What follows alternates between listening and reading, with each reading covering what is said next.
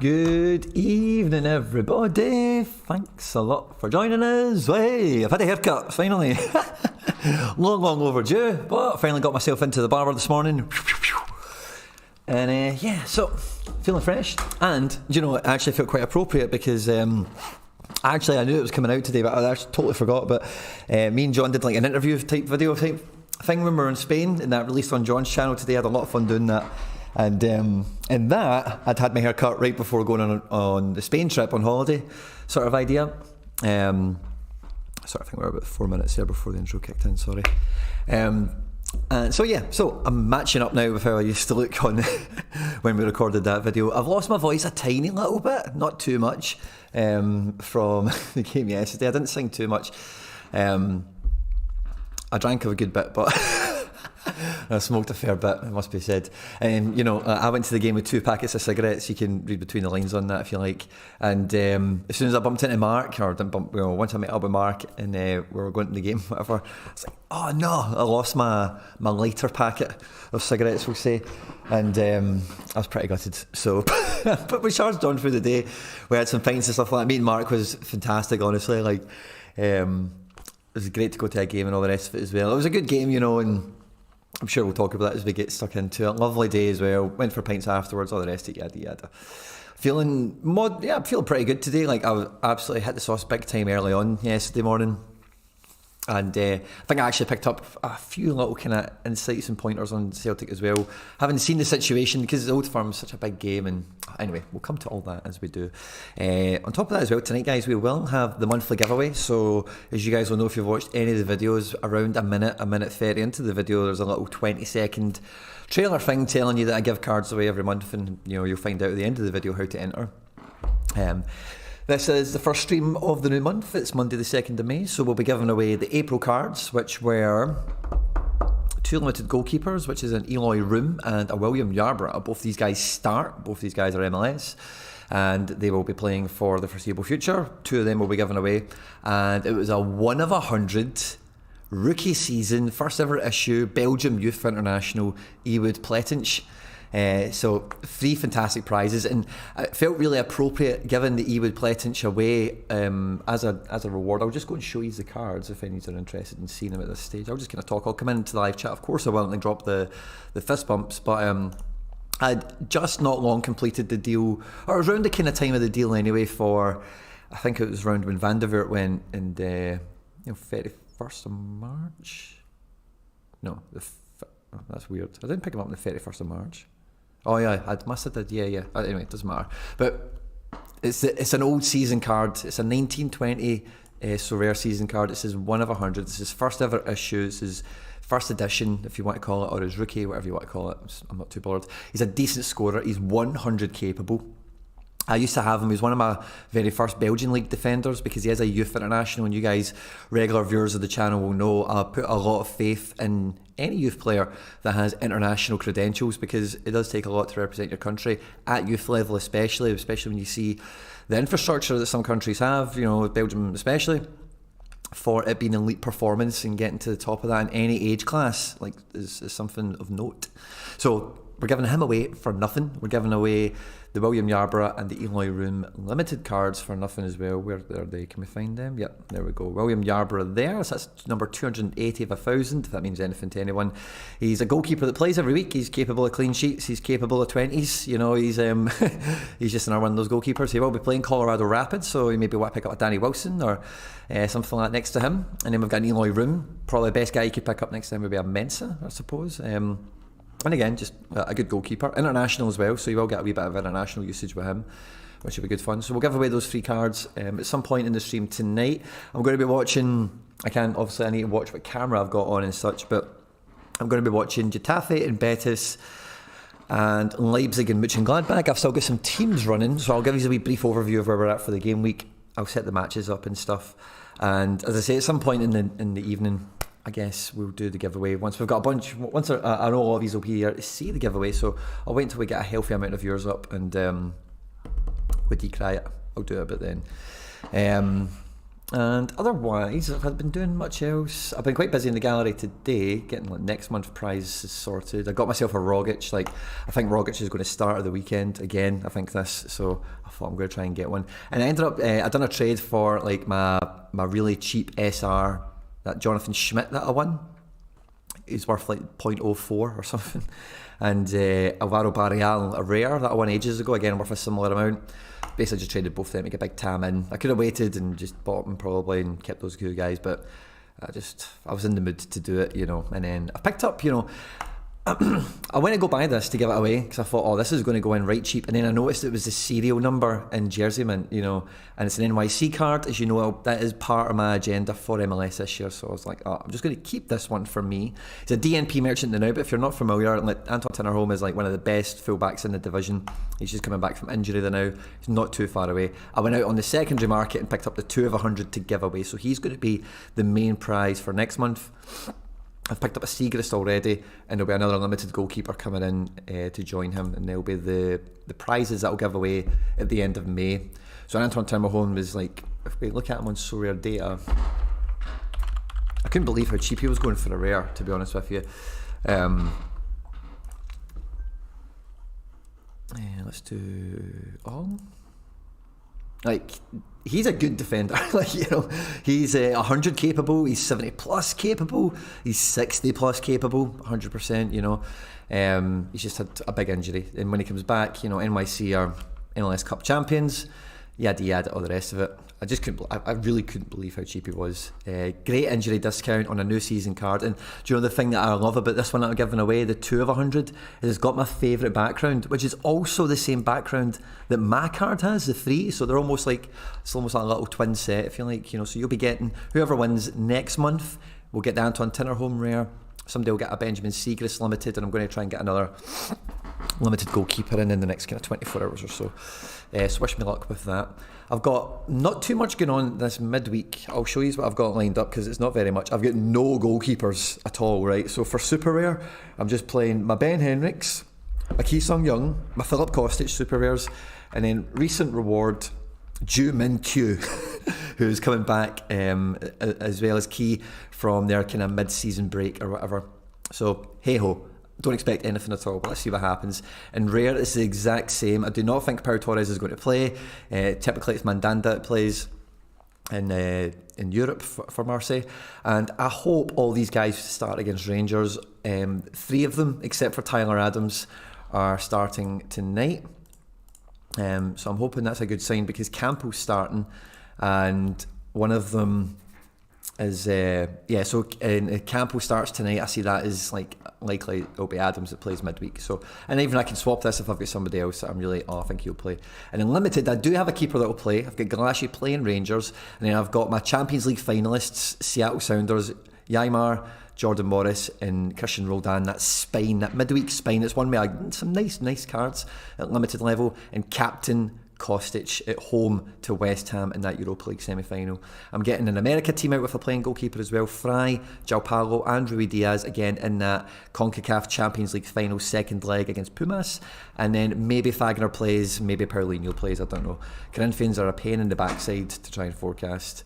And it's him or Heel, and I feel like on the rotation it's probably going to be Fagner this time around. And I've not got anyone I could use here except for Baker, Wheating or whatever. So I'm not getting much going on for this midweek. I've actually been looking ahead quite thoroughly to the weekend that's coming up, because I've got a lot of great fixtures for a lot of my cards. And with the Rogic as well, I'll show you one team, and I'll get one team up, and then I'll have a wee look at the live chat, drop the fist bump, see who's all with us, and get on top of all the fun stuff. Hope you are having a good game week yourself. Let me know, of course, if you're in the prizes, if you're pulling stuff. Like I'm maybe on for a decent trophy day tomorrow if things go my way. This is the team I wanted to show you. This is just a wee fun team, right, for next weekend, right? So Captain Snoddy, Koki Machida should play at home to Bruges. He might not. It's a bit of a gamble, right? But it's either him or like Sardella or Jack Hendry, and again they're all just as equally as question marks. But Snoddy played today, and I think he's starting for Luton. Doesn't get 90 certainly, but he's capable of a big score if he gets on set pieces and whatnot. Rogic will make his Barcelona debut, and Maeda. I was doing another video on our Celtic predictor, but I actually think the Hearts game, I think we could see some surprising. I've got a real hunch on what the team is going to be at Hearts. And we'll see what happens with that. But yeah, so I'm doing a fun Challenger Rare team for next weekend and getting that Rogic and Snoddy looks like a great midfield for fantasy football, I think. So that's got me excited. Calmac only scored a 49 against Rangers. If I hadn't conceded that goal, it would have been a 51. We weren't too close for that division anyway, because Jackie Mackis didn't start. But hey ho, right, have we got a pop-out chat? I think we've got a pop-out chat. Let's see what you guys are up to, how many of you are here. There's about 20 of you here or so, guys. Please drop a like on the stream, and obviously pop into the live chat. Let me know you're here. Get your fist bump on arrival. Same as always, guys. We're at 15 minutes away to kick off for the Leipzig game, so I'm not in any great rush to fire up the tellies and whatnot. But first of all, we've got Mikey Baston, fist bump, good to see you, my man. Yeotan Gargi, fist bump, good to see you. Sko Skur, Joe Ducey, Connor R, Things no one asked for. Luke, Ka, Scott Marshall, thanks a lot for joining us. Fist bump to all you guys. Let's see what you're up to. Luke, years younger with the haircut. Don't forget to hit the like button and all that good stuff. Thank you, Mikey Basson, for throwing that in there. I made the start of one. Score, I don't know what that means, sorry. Joe Ducey, evening Quinny, my boy. Get my first rare reward this week. Thanks to all your videos. Oh, thank you very much, Joe. You're too kind. What reward? What division were you in? Let me know. Hoping that Red Bull team keeps a clean sheet. Me too. I've got everyone playing. Tyler Adams not starting is a bit of a fly in my ointment, but I do expect him to get around 40 minutes. I'm hoping he's a half-time sub, and with the AA game that I think Adams is beginning to show, that might not be too bad. If he came on in the first half, of course, no, it's not going to happen. Paul Lopez is definitely not playing. Yeah, I don't think so either. But I've got no goalkeepers, so he's the best one to play. He's got a fixture. Lightning could strike. Hey, thanks for joining us. It doesn't matter if you're late. Things no one asked for. I'll be here for a fair while. I'll be watching Getafe Betis as well as Leipzig and Mönchengladbach. My Kayundu Kone rare is making a strong performance this game week, so that should be fun. Joe Ducey is on for a tier 2 in Champion America. Lovely. Tier 2, lovely, man. I got myself Abadan. Do you think he will play more? Or is that maybe Abada? Do you think he'll play more next year? The thing with Abada is his numbers are incredible, but he's a surprise package, and no one expects him to be as dominant no one expects him to have the output that he did have when he came into the squad. So they've built a team, they've had a transfer policy as if he didn't exist, and it's a great situation to be in for the team because you can be very deep and you can rotate and whatever. But if you're strong fans of the individual player and want to see them play every week, it will be frustrating. I do think Abada, I think he'll be on for the same amount of minutes next year as this year. The problem that's happened this year is the rotation's been forced upon the manager by injuries and such, so it's been quite fortunate that people have stepped up kind of in line with each other. And Jackie Mackis had a spell, Kyogo had a spell, Abada had a spell, Maida had a little glimpse of a spell with some decisive actions at one stage. And I think, it's been convenient that it's happened kind of coherently like that. But next year it should be down to the manager's discretion, and all he's going to do is look at every game Abada played well and go, right, well, he absolutely throttled, and I'm just going to make this up off the top of my head, right, but he throttled St Johnstone and he throttled this team and that team.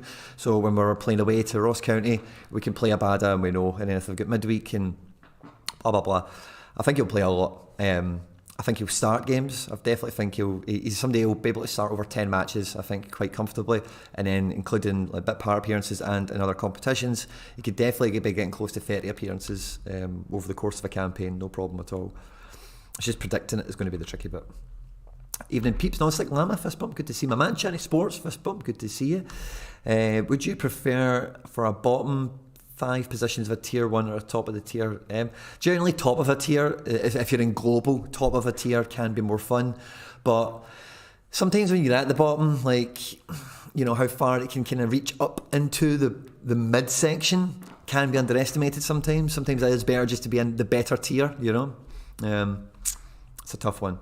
So it's RNG based, it's just your preference, Olympic manager, fist bump, good to see my man. Need a 75 pointer from Tsunomoto tomorrow to keep up my 5 game week, and Channy's on for 5 in a row.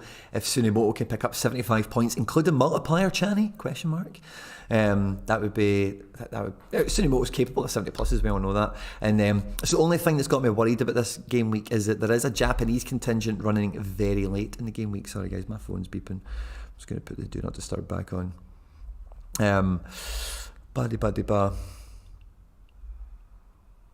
Sorry, I get distracted when I see beeps on my phone. Snodgrass gets 6.4 tonight. Okay.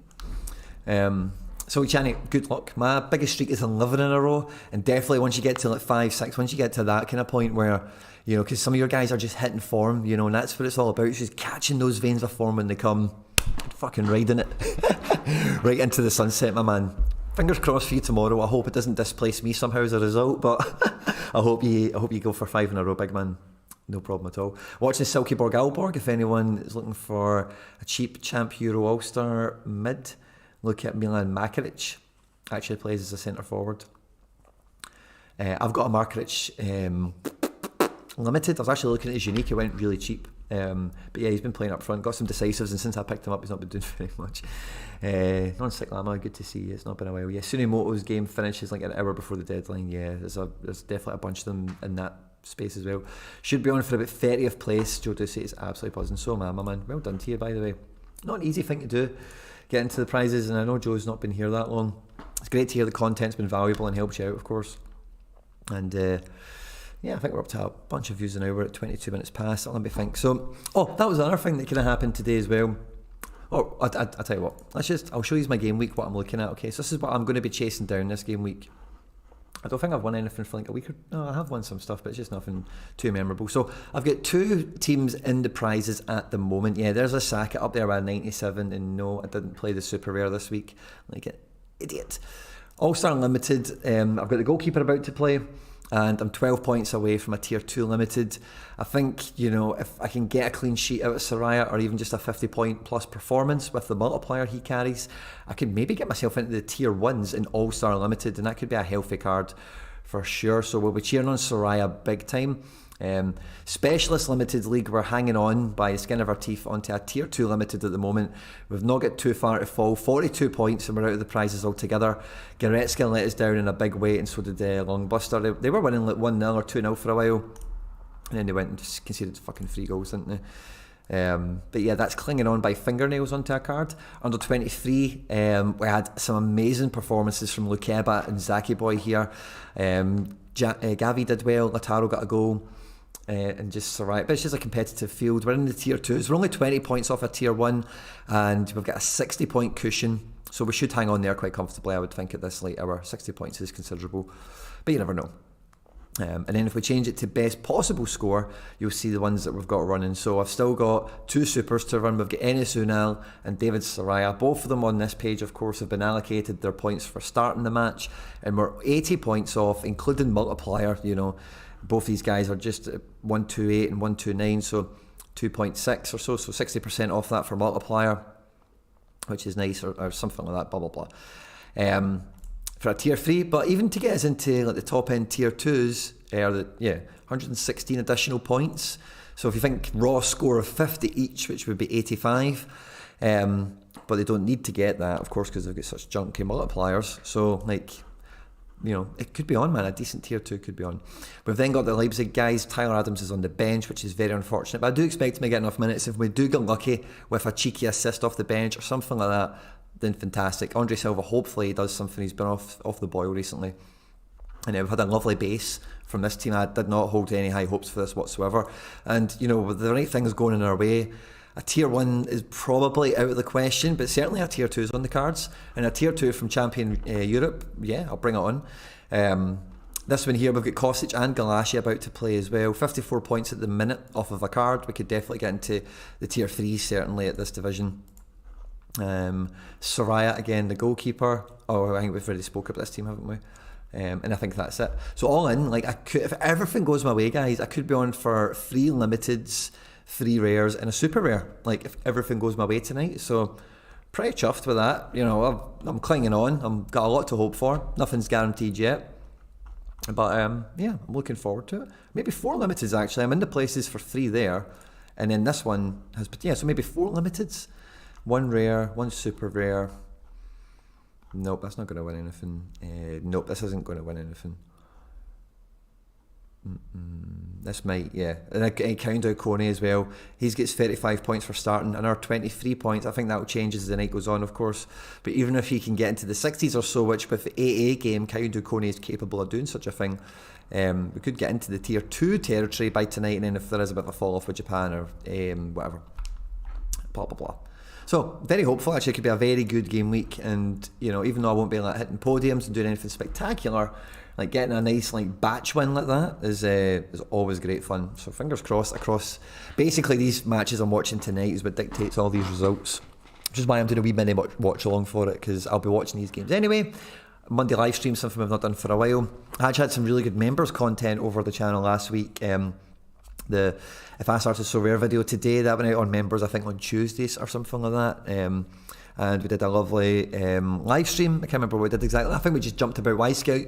You guys just shouted some criteria at me. Yeah, and we went round and looked at some underperformers on the underlying data, and I think some guys went out and got some great bargains in the market as a result of that. And I actually did some similar research today in a group chat that I might throw into the member section at some point as well. Celtic game. Yeah, I think that's pretty much all the kind of wee bullet points I had kind of noted down. Oh yeah, Markridge, 2 assists today. Really? He's in one of my team. Oh shit, did I not play him? I'd have probably played him in Challenger Limited. Yeah, I did. Oh, class. Oh, but Balotelli and Max. Oh, that's a kick in the teeth, man, isn't it? Captain Dyson Maeda with the assist. Rio got the clean sheet points. He should have got the clean sheet points. Yeah, he did. He got the clean sheet points before because he gets subbed off at the right time, basically. I didn't get a great score otherwise, it must be said. But I could have been jammy, man. Oh, I could have been jammy. But Balotelli and Maximenko. DNP no, mate, is a kick in the stones, man. Gutted. Got Assassina finally. Channy Sports, congratulations. A few months back, he looked unattainable. Long live injury price drops. Fucking great on you, man. And getting guys like that. Me and Laird, I think, was it me and Laird? Somebody was saying this, but it's like, yeah, you have to accept that there's only going to be certain windows when you can get a guy. Like, I can't just go out and buy this guy or, you know, whoever. So I need to wait for him to get injured, or I need to buy the next version of him when he's young and unproven and take the gamble that it pays off. So great entry point, Channy. Buzzing for you, mate. That's a power card. And I remember like when friend of the channel McBride bought or traded with his Messi or something, Cecilia Super Rare. It's just like it's just a game changing card for your team, you know, when he is playing, because his scores are incredible. It's a fantastic get, mate. You've been in great form, and it sounds like that guy's going to, yeah, that's a great card. Fantastic. And my first tier 2 this week, Old Dog Mertens coming in with 114 points worth captaincy. You love to see it. Josh Asuka, I do love to see it. Great result for you, my man. Tier 2, is that champion Europe then? Fantastic. And Jesse Moulin's been carrying my threshold team, GNI Conid. Picked up a Nashville half-stack Olympic manager. Do you think the home advantage for the next few weeks? Yes, I do. Have you seen the stadium, man? It looks absolutely swish. I just closed the pop-out chat like a tit. But yeah, the stadium looks amazing, and if they can keep it filled, like, home field advantage, especially in MLS, like, is so important. We're coming up to 7:30, guys, so I'm just going to get one of these TVs up and running with the Leipzig game. I'm pretty sure that's the one that kicks off first. And I've even checked what bloody channel it is. I think Sky have got some games on YouTube and stuff. Some of the German ones. So I don't know. I need to try and find it. I just need to make sure the TVs are muted as well. Oh yeah. Buzzing, guys. Absolutely buzzing. Sports, watch live. Fulham, Luton. This better be on the fucking telly, do you know that? On now, Mönchengladbach, there it's sorted.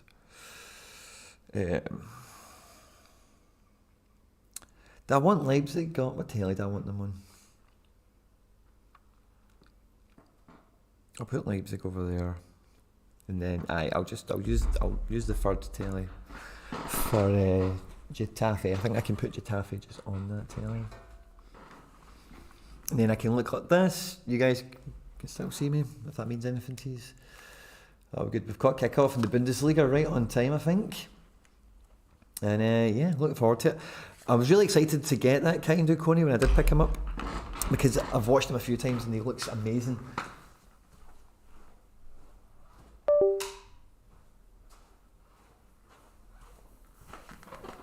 If you are watching along, Kaindo Kone is in the middle of the Mönchengladbach centre 3, midfield 3. Very robust, box to box, does everything. A lot of fun to watch. And he's one of these guys, like, I don't expect him to leave Mönchengladbach in the summer, but like some of these like really clever Moneyball clubs, I wouldn't be surprised if one of them just came out with like 35 mil and just like give me Kone, because he's amazing. Like, he's so amazing. him and Jorginho Rutter popped up on my radar when they made their summer transfers from, I can't remember where they both came from, but one of them came from Toulouse and maybe one of them came from Rennes or something like that. And so I've got a Coney Limited, and this is something I want to talk about in more detail on the channel, but I had a Coney Limited and I was playing him most weeks and I could see how valuable he was, like in terms of just the actual scores he was delivering and the kind of role he can play in a reward winning team. And I needed, with some of the things that are happening with my club, the amount of players I'm losing to U23, getting in some of the injuries I'm carrying with like Wirtz and Reina and whatever, and how infrequent Camavinga plays. I need somebody who I know he's going to play every game for them, and he's good. Look at that. A couple of duels won there, successful pass forward. He's very good. Leipzig, honestly, I was so frustrated watching them against Rangers, and I actually gained a lot of respect for Rangers playing Leipzig, because like I expected Leipzig to run all over them. I think, and again, I'll be talking about this more in the Celtic video, but will I be making a video about it? I don't know if I'll be making, maybe I will. But like, I don't know how Ange Postecoglou watches Leipzig Rangers on Thursday and thinks we're going to start with Kyogo, Jota and Maeda, because Leipzig done that with much better players, Szoboszlai and Kunku and Dani Olmo, and Rangers soaked it up. And as soon as Andre Silva came on and Forsberg, Forsberg is basically the like Swedish Rogic, you know, like they are really similar players in so many aspects. You know, that's when they got the control of the game, and then the Angelino goal came. And you know, I don't know how you watch that game and think, oh yeah, let's play Kyogo up front, just like they did when Kunku and all. You know, like if they can't do it, why could we do it? And yeah, fair enough. It's Parkhead and the stadium's all us and all the rest of it, but I think you know, I gained a lot of respect for Rangers, because like resisting, like I've watched Leipzig a lot this year, and a lot of teams try and resist, and like the passing, the play, how clinical they are, how amazing they are of just pulling goals out from anywhere, and the team really, they all contribute. It's been incredible, and Rangers did a great job of nullifying it, and big respect and big props to them, as if, you know, by all merits, like a draw would have been the fair result, but obviously Leipzig take the 1-0 win into Ibrox next week. And tonight, like, I'm quite surprised that, like, it does feel like, I didn't expect Tedesco to take Rangers lightly, and it feels like he did that a wee bit. Like, we're just going to play Szoboszlai, Olmo and Kunku and just let them just go and score a bunch of goals. And I can understand, I guess, the thesis behind that. But Andre Silva, you know, you just, in any of these games, you want, like, as for Giakoumakis, you want that fox in the box, the guy that gets on the end of things when he shouldn't, or the guy that pops up out of nowhere and gets a toe onto something. That's the guy you want in these when these teams are hunkering in. If you watch Mönchengladbach tonight, 5-3-2, strong back five, rigid midfield three, and it is about breaking and countering, you know, in transition. Also announced earlier today as well was Matthias Ginter of Mönchengladbach, the right centre-back. He will be moving to Freiburg as a replacement for Nico Schlotterbeck, who will be moving to Borussia Dortmund. So that will be an interesting set of transfers. Timestamp that. Quinny States gained respect for Rangers. Well, you know, I've got no problem with saying that, you know, because like Leipzig are, in my opinion, one of the most exciting teams in Europe to watch in terms of just observing a club, how they're operating, the profiles of players they buy, and then we actually watch them play, how neat and tidy and technically gifted all the players have in their system for the way they play football. I love watching it. And I thought Rangers were going to get absolutely bent over and ridden, you know, and they did a great job of defending it. And Calvin Bassey, I must say, the first couple of times I've seen him play for Rangers, like in Europe and highlight stuff and whatever, I thought this guy looks like, I just thought he looked so clumsy, and like they were playing him fullback, but see the last two times I've seen him play centre back against Leipzig and against Celtic, like he looks top drawer as a centre back. So I don't know why he's a fullback. I don't know, maybe blah blah blah. He looks very good all of a sudden. Is my point. Very good. Guardiol or Enzo? I'm in need of a target to save E4. Guardiol for me is age. Enzo's got question marks, like, you know, like if he transfers, where does he transfer to? Does he play all the time, etc.? And do not pay attention to any transfer links for Guardiola this summer. There's no way Leipzig are letting him go anytime soon. He's on a big deal in terms of like time. Leipzig are just, they're not going to let him go anytime soon. And U23 defenders that are like that prominent on the score are always good value. I need to catch this pop-out chat, guys, sorry, because it's not working on this. So 2 seconds to catch up. I'll try to scroll back after Mikey's thing about timestamping the respect for the teddy bears. Mark Hodgson, fist bump, good to see you, my man. John H, fist bump. Hi mate, loved your recent videos on Limited starting Sorare. Do you think it's worth working towards the 2 batch of selections you made? Just thinking with the World Cup. John, that's actually going to tie into the short answer is like these are the strategies that I would see value in and that I would enjoy executing and I would enjoy like living with in terms of like getting the players in and maybe you need to buy some of them when they're out of season, or like Channy's done with his senior. Maybe you need to pick up 1 or 2 of them when they're suspended or they're injured or whatever, or you're waiting for the transfer to go through before they really fulfil their promise, whatever the scenario is around any of the individual cards we're talking about. And that's what I make the videos about. So if you, and again, one of the things I love about the comment section of those videos is when people go like, oh, I never thought about just that. When people just take away like the seed of the idea or like a grain or flavour of like a different thing to look at or put some value into, that's normally the best way to go and like implement stuff that you see in the videos. Don't get me wrong, like there's definitely cards in there that I own a few of them. I would definitely recommend. Some of them are fantastic, like the Telhander, the Aalborg guy. He's like a $5, like just buy him. It's €5, €6 or something. I don't think anyone could really be upset with that purchase at any stage, no matter what was to happen with him. If you get more than 2 game weeks out of him, really. So with the World Cup in mind, I think Champion Euro is one of the better regions to shop for that World Cup angle. And I think as well, and again, I'll be talking about this in more detail in future content, but I think Champion Euro is definitely somewhere you just want to have a footprint in.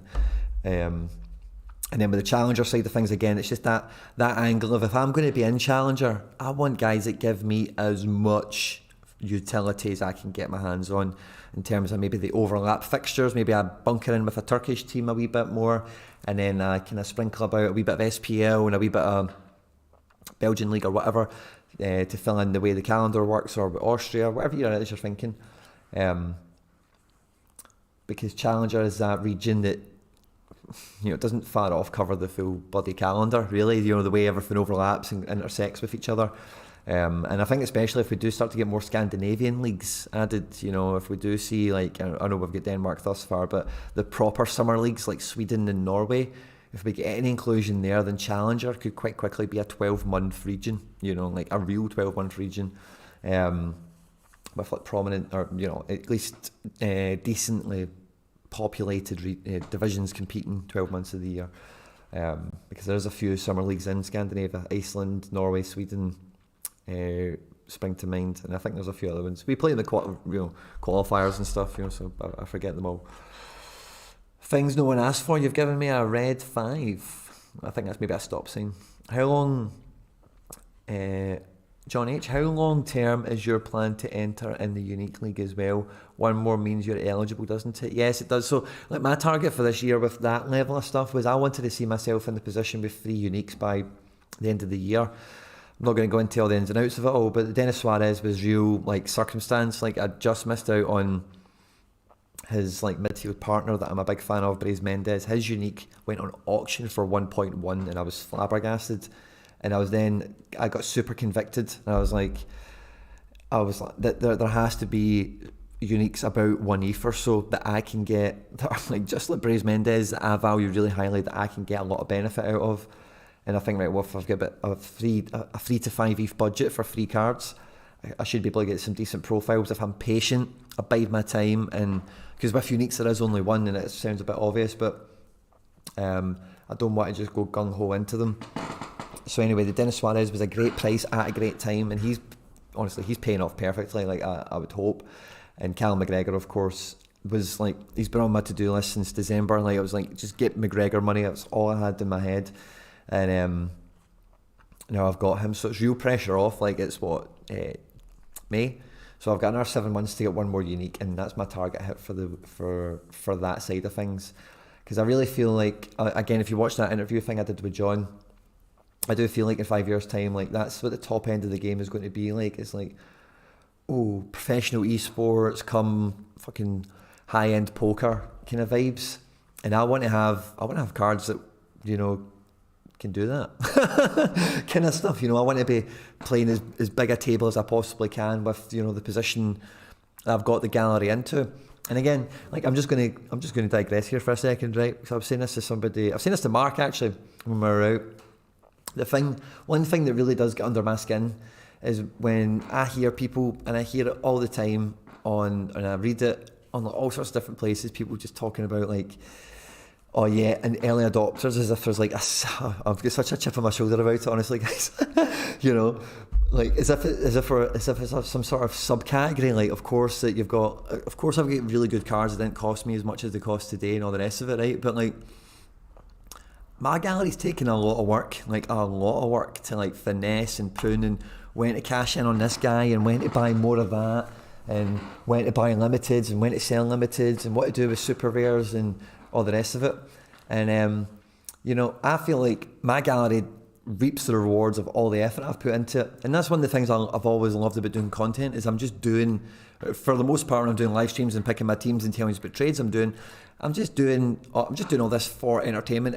And again, for like the videos I do, we're talking about the Champ Euro World Cup aspect, and if I started Sorare today, I love doing videos when I get to the stage where I'm at the now, and I've had this on other platforms, and I've had it in intermittent little periods on Sorare, but I get to little stages where it's like, I've got no more money to expand the club, or, you know, at this stage I'm kind of set, I don't really need to do anything, I'm not motivated particularly to get any more players, or I feel quite well balanced, I'm just going to wait and bide my time for some new cards or for something to happen, whatever. And then I still see things, and there's no point in me keeping it to myself. I can just tell you guys, and maybe you can take some of that and use it to your benefit. But like, even though, like, let's have a look at this, right? Let's have a look at this. Let's just hit rares, right? Forget everything else. Let's just hit rares. And let's go all the way back, right? The oldest ones I've only got 3 pages of rares as it currently stands, right? So the oldest rares I've got is like the pie, right? Now, I could have sold the pie multiple times in the last 2 years for any sum of money you care to think about. And plenty of people did. You know, I can remember different boom periods and all the rest of it. I see plenty of people who have been playing this game as long as me that have got a gallery nowhere near the size of mine, and it's not down to capital injection, because again, if you watch my profit videos, they're all still there. They're not edited or swayed or anything. You can go and check them out. Like, my max net deposits was like 6k over like 7-8 months, maybe 10 months or something like that, which when you stretch that out over that period of time isn't anything sizable. And it's, you know, it's the work I've put into doing it. But again, I've seen plenty of people who've been on this platform as long as me, longer than me, shorter than me, whatever. They've got nowhere near it because at some other points they've cashed things out, which is fine, and that's the way it works. Or they've just went too deep into a different type of player, or, you know, whatever, blah blah blah. But just being early is not guaranteed me anything at all. You know, it's made some things easier for today. Of course, I've got cards and all the rest of it, yada yada. But, you know, me picking up a tenner home for £67 is no different to you buying a tenner home for £67. And do you know what? That rare card, like, I promise you that, and see, like 2-3 months, he'll be 10x that, probably, in terms of ETH. You know, I could easily see him being a 0.3 rare defender, no problem at all, when he's playing for New York and getting decisives on the reg. So me being early, that's still a £70 rare that could 10x. You know what I mean? That's not exclusive to me. I've seen that and bought it. You could have seen that and bought it. This guy as well, like, yeah, I overpaid for him on the trade, but this is what he's going for an auction, 90 quid for a rare Rogic. And like, Rogic, like,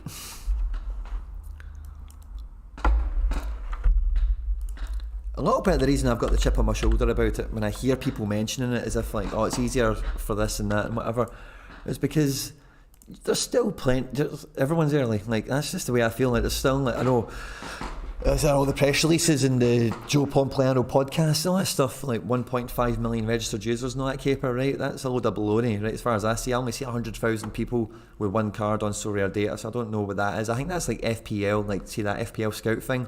I think they must have an insane amount of users on that play the free league and that FPL thing. That's what I think it is. But anyway, look at this. A rare 90 quid, and a lot of these, you know, there's been different things go on with the season internationals and all the rest of it, but Rogic, when he plays, like, his peaks are huge. And at 28, 29, he's got a contract with Celtic, he's going to be there for the next few years. Blah, blah, blah. Getting rares, like good rares are like £100, £70, and even, like, Kind of Coney is quite expensive, but when you go into, like, the bottom end of Champion Europe and the dip, if you have a wee bit more to play with, like, there's a similar kind of standard on that discount, you know, so... It's all about, you know, honestly, the thing that I always hold myself by is, like, I'm responsible for everything, good or bad. You know, if I fuck something up, it's my fault, you know, and if I do something right, then good for me, I've done something right, you know. So I went on that little tangent there, so thanks for indulging me. Oh, 1-0, Borussia Mönchengladbach, is that in Bolo?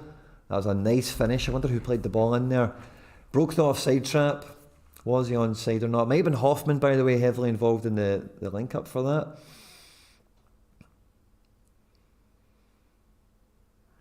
And Mönchengladbach are buzzing. Willy Orban's getting on the camera now, wonder why. Let's see. Ball from somebody in midfield up to number 18, I think that's Hoffman. 1-2 with some midfielders. And then, it doesn't even matter if he's offside, because it's a tackle from Conrad Leimer that plays the ball back into the box. Yeah, he tackles number 13, he plays it into the box, and then number 36, which I'm pretty sure is in Bolo, beats Galassi one-on-one, tucks it into the top right-hand corner. Middle left, sorry. Mönchengladbach are buzzing, and hopefully the game opens up a bit now. So yeah, thanks for indulging me, guys, on my little rant. Let's see, where are we at? Quinn, you're a legend of Sorare. Thank you very much, Babani Johnny. Hi mate, do you think the rest of the Portuguese League is coming soon? I actually really hope the rest of the Portuguese League comes, because there's lots of, you know, as I understand the situation, just to confirm, Breland Bolo scored the goal. As I understand it from coaches that I know that have worked in Portugal, the visa restrictions there in Portugal for South America is like so loose that they just get shipped in players like all the time. So there's great prospects and potential like all across the Portuguese league. If you're in Portugal, you'll know much better than I am sure. Broasaurus, fist bump, good to see you, my man.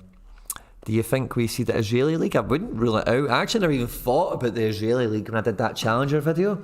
But yeah, like if you haven't seen the Challenger video, I've kind of laid out, it's on the channel, it was like last week, you'll be able to find it dead easy. It's me with a big map next to me and it says how many leagues. But yeah, like the conference league that I kind of outlined, I could definitely see Israel, no problem going into that league whatsoever. It's definitely, like when you think about like Maccabi and Beersheva and Haifa, you know, they've got like 3 or 4 teams that knock around Europe, you know, enough, you know, to give them some sort of credibility. Mönchengladbach have got the scarves up, they're buzzing. RB has shown that they have no problem selling good important players if it makes the money of it. Things no one asked for, I disagree. I think they kept on to Werner for as long as they could, and they were quite firm on how long they were keeping Werner, it felt like, and I think the same will happen with Nkunku. I think, like, you know, who have they really sold for big money? Werner and Naby Keita. Upamecano, like, had been at the club 4 years before he went to Bayern, maybe 3. Ibrahima Konate, again, had been at the club for like 3 or 4 years. So, like, you might look at those transfers and think, oh, as soon as they got good, they got signed. They've been good for like 3 or 4 years and they just became like mature for Leipzig. It's like selling a card, you know, like, you get like a good spell out of it. Maybe it's time to move on and replace it with something else. And if you can sell Upamecano to Bayern Munich and then replace him with Guardiola, and then you can sell Ibrahima Konate to Liverpool and then replace him with Simikan, then if you did that for your own team, that'd be a good trade, you know. Like, so they don't do, you know, they're very smart in that respect, you know. So I don't think Guardiola was on the. I don't think Guardiola or Nkunku are on the cards. Nkunku maybe because he's been there a little tiny bit longer. especially if they did win some cups and stuff. We've seen that with Jadon Sancho. As soon as he won the cup with Borussia Dortmund, like, he can now leave Dortmund with a medal, and he feels like, oh, I went to Germany for 3 years and I won the cup.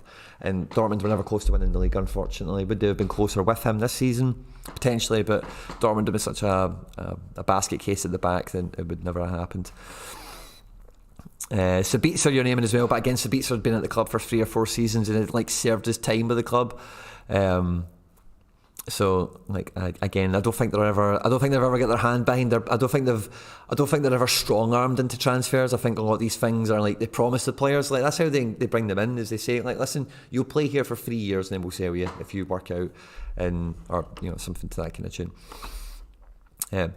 Charlie, fist bump, good to see my man. My plan is to pick up my first unique ahead of the 22-23 European season starting to strengthen my D2 team. I feel that Sorare has to boost prizes for the D2 in the coming months. Charlie, I definitely agree with you. I think by that time, like, I don't know if I want to... I'm kind of thinking maybe I should be earmarking like a 5, to give myself some flexibility. And then maybe, like, when everything's running in, and if the rest of my gallery builds out some depth beneath that, I can play, like, with 5 uniques. In theory, maybe I'll have the potential to play 5 D2s with a unique. And then if I can be really cunning and making sure that I've got, like... So I've got 2 midfielders already. I've got McGregor and Suarez. So if I could get 1 forward, 1 defender and 1 goalkeeper for my next 3 uniques over the next year and a half or something. Simican's been booked and somebody's gone mental at him as if he's just spat on him or something. Who's that? Stindl? Stindl's going bush and so's Limer. This game is heating up. So yeah, good amount of viewers here. I'll probably do the giveaway actually. What time are we at there now? I'll probably let's say we'll do the giveaway half time in this match. Or we've got kick-off in Getafe in 7 minutes, but we'll do it before kick-off. Yeah, let's do that. I think Sojiwa is a prime example of being an early adopter doesn't mean a lot. Yeah, exactly. It doesn't need to mean a lot. It's obviously a big part of the reason that I am here, but it's not the only reason. It's not like it's just a formality. Like, I could have easily, like, sold at any stage my whole gallery to Pavel for 20 ETH, and I remember Gawka done that. For any of you guys who've been here long enough, Gawka done that. Sold his whole gallery to Pavel for like 40 ETH when ETH was at like £1,500 sterling, like last February or something. And then he bought a house wherever he is. I think he must live like in Southeast Asia or like rural Europe or something. And he went and bought a house. I might be wrong. I've got no idea where the guy lives. I'm speculating. But he bought a house with his gallery, and everyone was like, fucking brilliant, well done. And then some people were obviously like, well done to you. He's probably got out at a good time and all the rest of it. And then, boom. Anyway. So, being early doesn't mean fuck all if you sell all your stuff, or if you make mistakes, or if you're greedy, or if blah, blah, blah. Nothing quite like the fellas. I don't know what that means. Arsenal did. Watch you and Nellis a fair bit for tips. Have managed to get free rewards in a month or so since starting. Next time you are in Iceland, I will sell all 3 and buy you a pint from the women's. Skoskurt, if you are in Iceland, then I'm going to keep that in my head. I really want to go to Iceland just for a holibags at some point. So might do a wee bit of Sorare Iceland scouting or something, who knows, but you do not need me. I'll buy you a pint, buddy, if you've been watching the channel and enjoying the content. So Pizza not made the impact at Bayern. No, that's such a bad transfer from top to bottom. Everyone knew it. So Pizza just really wants a Bundesliga medal. Like, that's what I kind of put it down to. And maybe Nagelsmann said, oh yeah, I'll play you. And then he's got to Bayern and realised, oh shit, actually, like, maybe I can't play Sabitzer. All of a sudden, it looks like a corner for Leipzig. Angelino's on it. 24th minute. Let's see it. Corner from Angelino. It's a big high looper towards the back post. Orban with a header. On the goal line. Sommer keeps it out, despite Mukiele trying to force him in with a body check. Things no one asked for. In that case, us agree to disagree. I see your point, but think that especially as a rich club comes around, Man U, I don't think they hold him. I think if Man U comes around, like, they will get like Sancho money for a player, and that's the only way you get them, because I don't see Leipzig. They don't do transfers they're not comfortable with. The only player I can really remember really successfully forcing their way out of Leipzig was Matthias Cunha. Like, he'd definitely been earmarked as the replacement. Kaudu Kone, shot from edge of the box. Good save from Galashi. he'd definitely been earmarked as the replacement for Werner. And like 6 months before Werner left, basically, or maybe even 8 months or so, he forced a transfer through to Hertha and done very well, hit the ground running. And then obviously by the time Werner left, there wasn't really that much of a replacement, and they kind of wobbled there for a year or two in that respect. But I say by and large, these guys that go to Leipzig, I think they're all on the programme. I think they're all singing from the same hymn sheet, and they all see what they can benefit together and how favourable the conditions are in Leipzig for them to grow, for them to succeed. Just heard a mad noise outside, a mad angry guy, sorry. Hope it wasn't me. But so I don't think that can be underrated. It's not all about going to the Premier League and playing for a big rich team and whatever. For some of these guys, like Guardiola is 19. He's got buckets of time. And he's only going to get better in that circumstance that he's in that situation.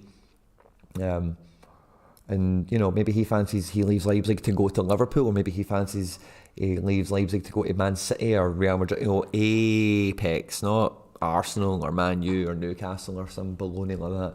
The Premier League isn't that great that you're going to chuck in that. Because one of the things I love about this Leipzig setup is it's like, I've said it before, it's like kind of like the Harvard of like European football. They scout and they pull in the best guys that are under 20. So much of the team is under 26 or something, but they particularly sign them when they're very young, under 23 certainly, from a Sorare perspective, and they fit a model, they fit a criteria, they bring them in, they coach them, they enhance them, they play them in a system that plays to their strengths, they rotate them, they give them minute management. And don't get me wrong, there's a lot of elite clubs that do that, but Leipzig have been, the whole Red Bull structure has been built upon that kind of philosophy and principle.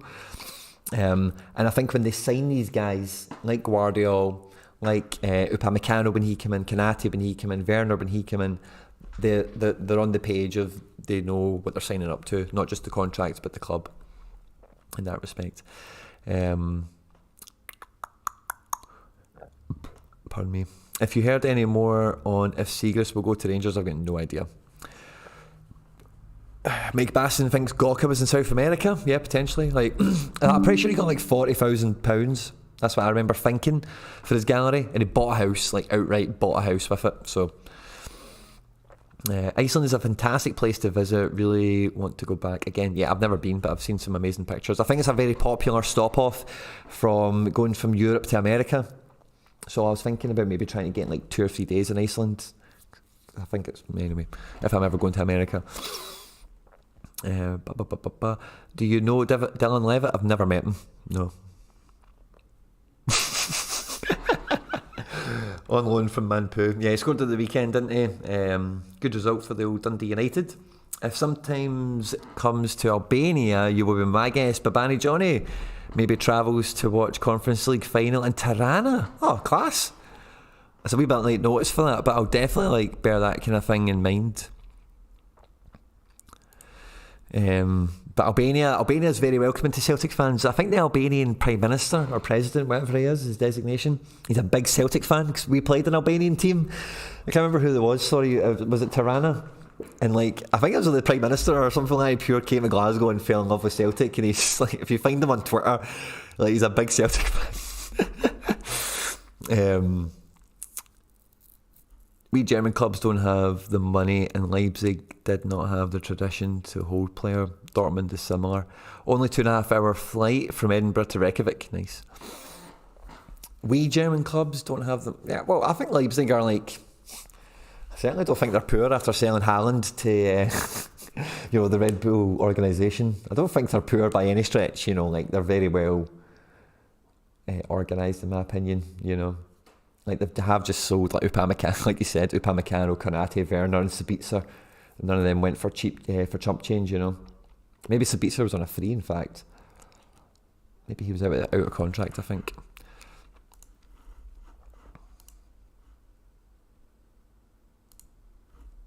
I've received an offer. Ooh. Somebody's offering me an Andres Jason from this season. No. I'm not swapping Andres Jason for that. Sorry, pal.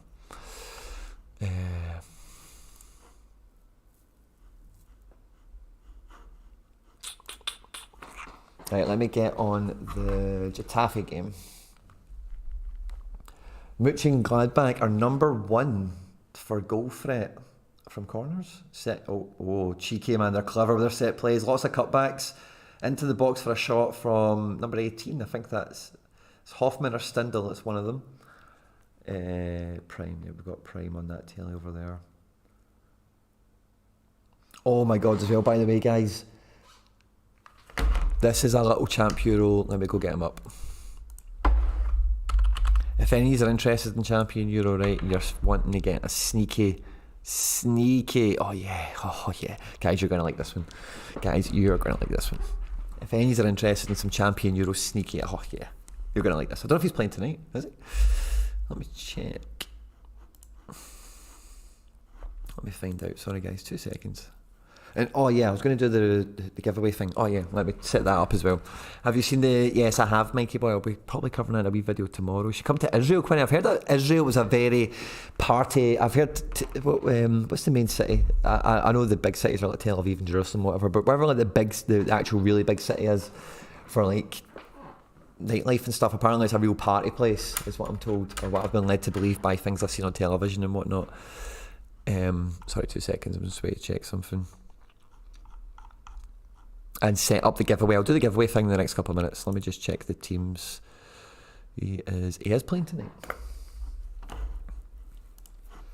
So number 25 for Borussia Mönchengladbach. Right, I'll pull this up so you can see this. Rami Bensebaini. A lot of you guys will be familiar with this guy from Football Index if he's played that game. I'm not really too sure if there's anywhere else you might be familiar with this guy from. At the moment, his limiteds are going for, let's just zoom right in so you guys can see this, right? His limiteds are going for £40, €40, and his rares are going for 0.127 ETH, give or take, which is about €335. He has signed for, feel free to go double check it, he's signed for Borussia Dortmund, or he's heavily linked to be signing for Borussia Dortmund, or is it Borussia Dortmund? Right, he's signing for somebody really big, I'm sure. Let me go check this out properly. Rami Bensebaini. He's signing, I'm sure it's Dortmund. But I'm just thinking they've got Rafi Guerrero. I'm just thinking, no, it's not an image I want to copy. Let me go check it. I'm sure it's Dortmund. I should have checked this properly before. It just came to me and I thought, you know what, I'm just going to, I'll just say it. And then we can watch him.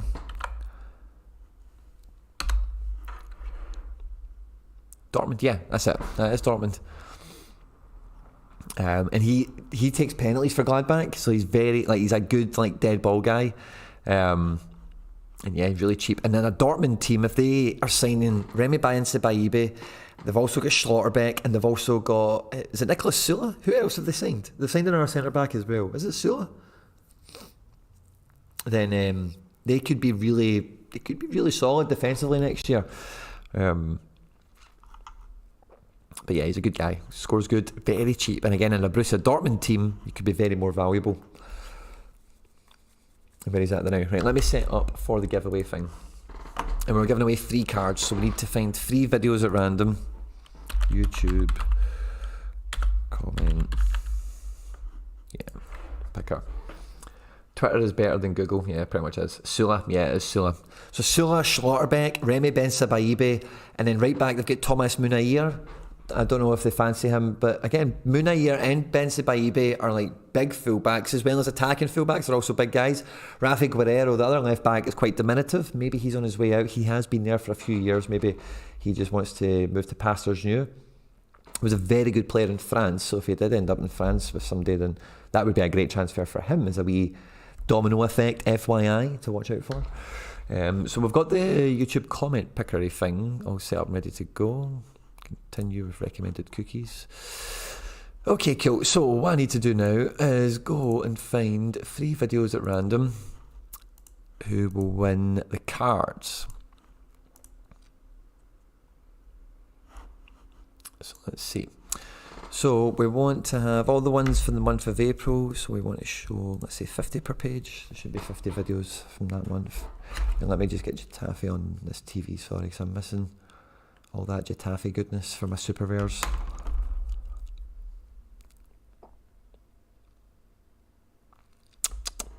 Right, okay.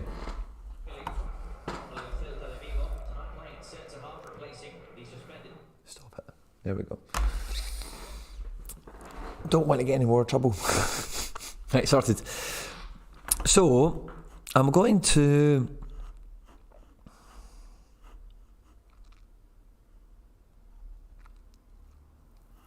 Right, okay, cool. Let's get the play page up. So, released a lot of videos in the month of April, and some of these ones are even back here in March. So let me see. Let's go with one that did pretty well that you guys might have enjoyed in terms of like players and stuff. There's a Wonder Kid video. I think everyone kind of enjoyed that one, didn't they? So what's this? Under the Radar Wonder Kids. Yeah. So let's take that video.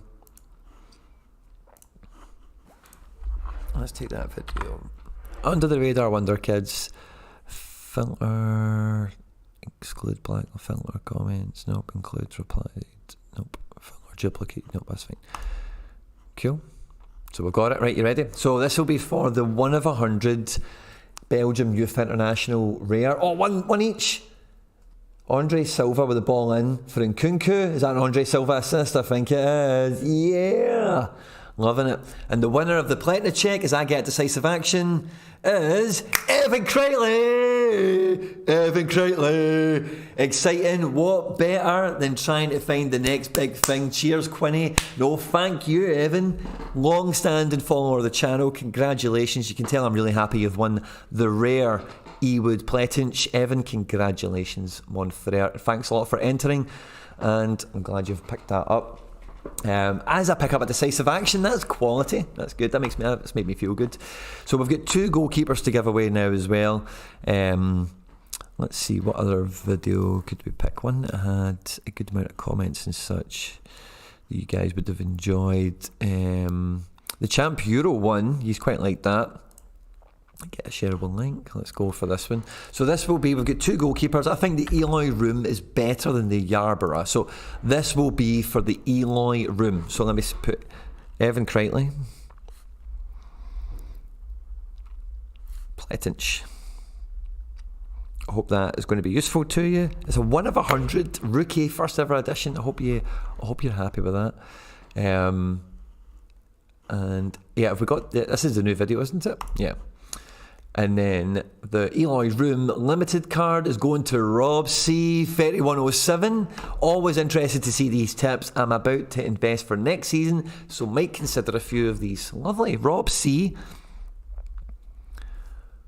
3107.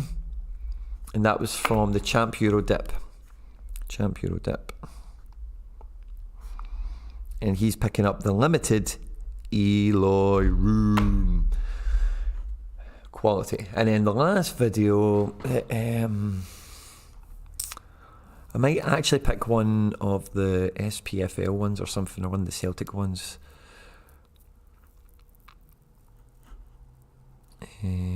Comments 94 on that one. Yeah, okay, let's go for this one. The welcome SPFL one. Let's go with that.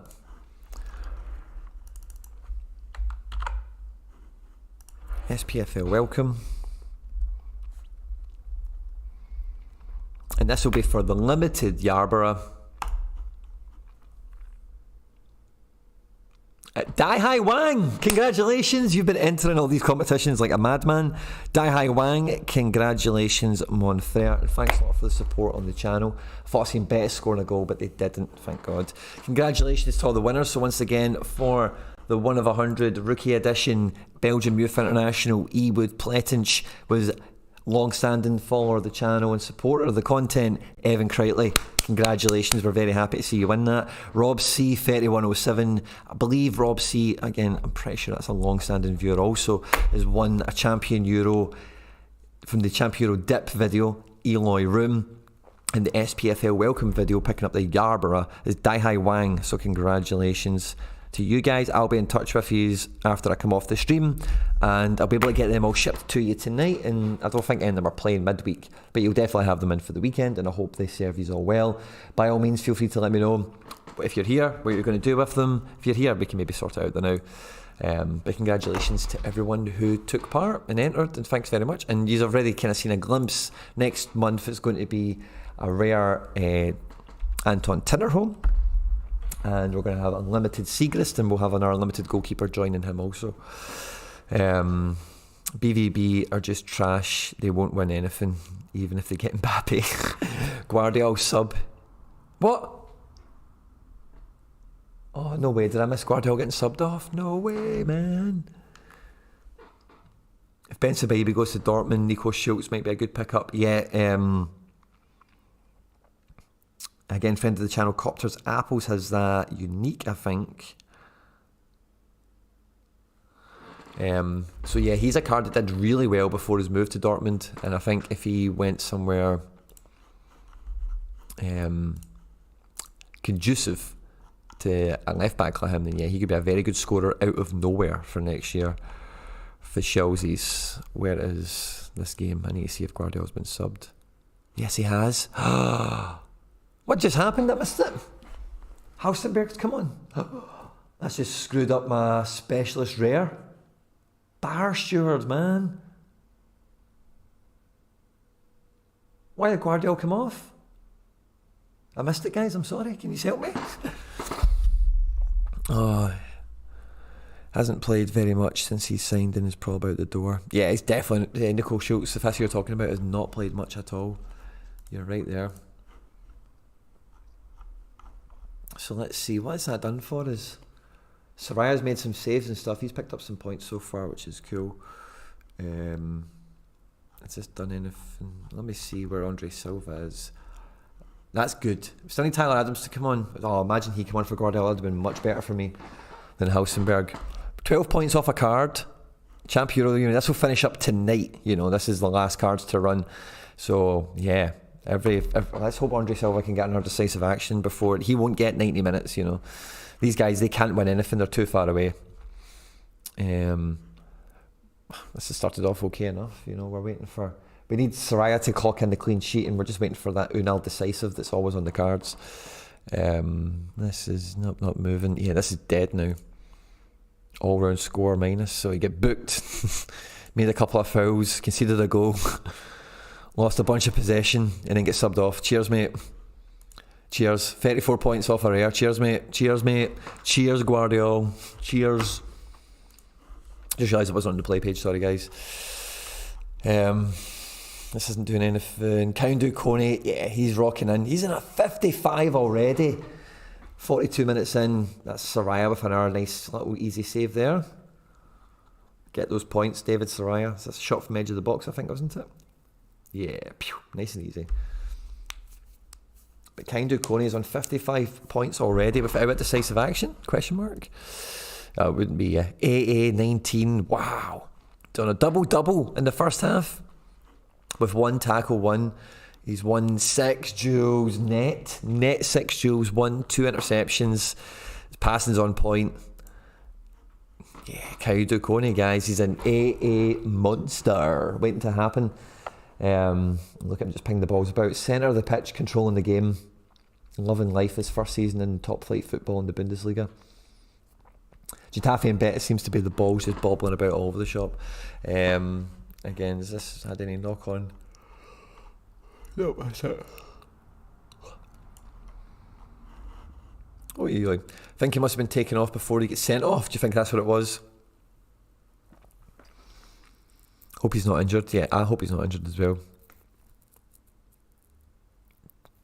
Didn't look injured. Got a yellow. Yeah, it's probably just precautionary then.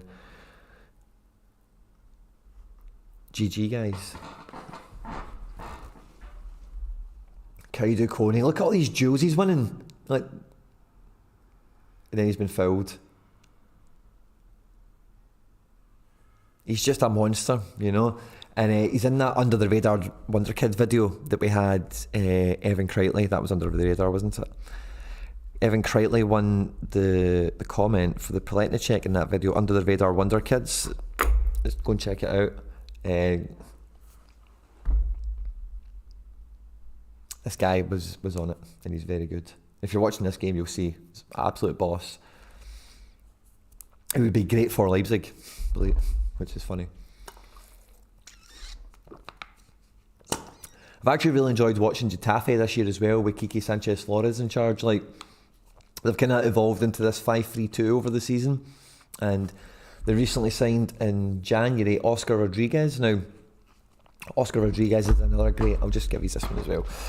Oscar Rodriguez is another lovely little I don't know if Sorare data will even show you this, but yeah, it looks kind of meh overall, right? It is pretty meh priced overall, limited and rare and whatever. But like this guy, before his transfer to Sevilla, was kicking ass and taking names for Leganes or Elche, one of those teams, and he's now back playing, like starting centre mid for Getafe. And in the system they play, it's either him or Carlos Elena. And Carlos Elena, former La Masia player, next fucking Maradona, he was touted to be. He's been pretty naff for he's trying to fight for the ball now and not succeeding. Carlos Elena, I hope he does better. You know, he's got a lot of promise, but he's not been good. But Oscar Rodriguez is potentially going to be a very good, decisive, capable midfielder. He's not going to be U23 next season onwards, so he'll get even cheaper. But he, again, is a decisive, capable midfielder potentially. And he's very cheap in that Getafe team. And like, they're not going to do anything amazing, Getafe, but getting guys that, you know, oh, it's 2-1, Mönchengladbach, let's see what's happened. It's a counter attack, so somebody's picked up the ball. I think that might be Stindl or something. Hits Big and Bolo. Big and Bolo turns around. Oh, might be offside, by the way. And I think it is Stindl. Runs through on goal. 1-on-1 with the keeper again and just slots it past him. Might be offside, by the way.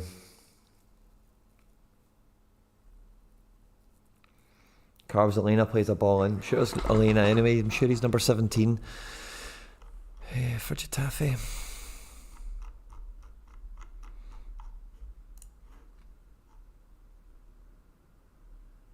No, it's Oliveira.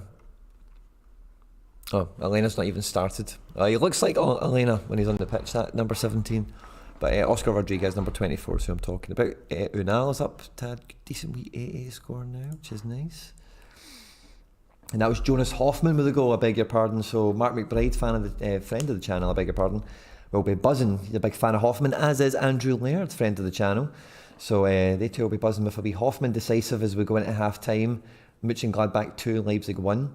It's 0-0 and Getafe bet is 16 minutes in, which is great for me because I want a clean sheet. Oscar Rodriguez on the ball now, just moving it from left to right. And I don't know what's happened there with the right back. He's just let the ball go out for a throw-in for some reason. And yeah. Oh, is it 1-1? It just said there 1-1 at half time. It's 2-1, isn't it? Did they chalk it off? Hope Tyler Adams goes on at half time for Campo. That is 2-1. It said on the graphic there 1-1 at half time, and it didn't show the Hoffman goal on the thing. It just said Nkunku and Mbolo. Kaudu Kone is on a 63 for half time on AA game. He's picked up a triple double. 2 tackles, 1. Look at all those duels, man. Look, he does those little runs and he just wins like 3 duels. Like, boom, beat you, and then he gets fouled. He's an absolute killer. Absolute killer. 2 interceptions as well. His passing's on point. 1 missed pass.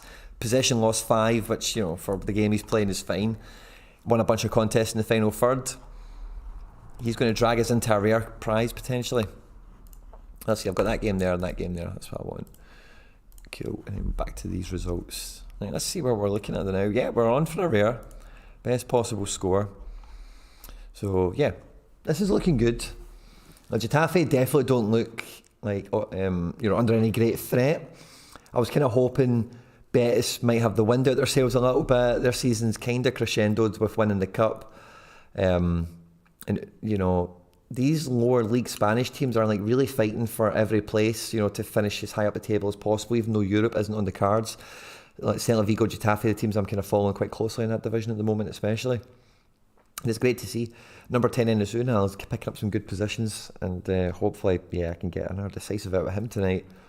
And I think a lot of these teams actually show some good promise for really kicking on next year with the right signing or two. Like another super rare, I've got Paco Alcacer is just not getting a look in at Villarreal. And I think he'd do really well at one of these teams potentially, like if he was fit and stuff. Because Alcacer is like, I kind of think of Alcacer as almost like Spanish Immobile. That's kind of how I think of him as.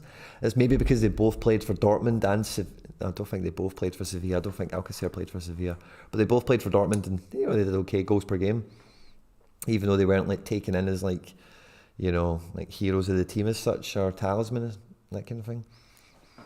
Betis are just stroking the ball around, and Getafe look, especially in these blue kits that they've got, very much look like Rangers. Just back five with a solid midfield kind of line in front of them as well, and forcing the green and white team Betis to try and make something happen. And Betis are just resorting to long shots, and my boy David Sorare is just catching save after save after save. So let's hope that continues. 2 saves already, saved from inside the box, good high claim punches, yeah. So I'm expecting it to be a couple of saves rack up with what I've seen over the last like couple of minutes especially. Best possible score. So yeah, that's looking, 41 now, lovely. Yeah, so we're still chasing a dream. We've still got this running. Hopefully Andre Silva stays on the pitch for like 80 minutes. That would be sweet. Love McGinner decisive. And Tyler Adams can get on, and then we can sneak into a card here. That feels possible now. This, no clean sheet here, so we can't really rely on him. We really need Kostic to get decisive for this to be even on the cards. I'm not watching that game. I can't be bothered putting the third telly on, and I don't want to run the risk of even that little slither of a corner being on the screen biting me in the bum. And I've watched enough Leverkusen for one season.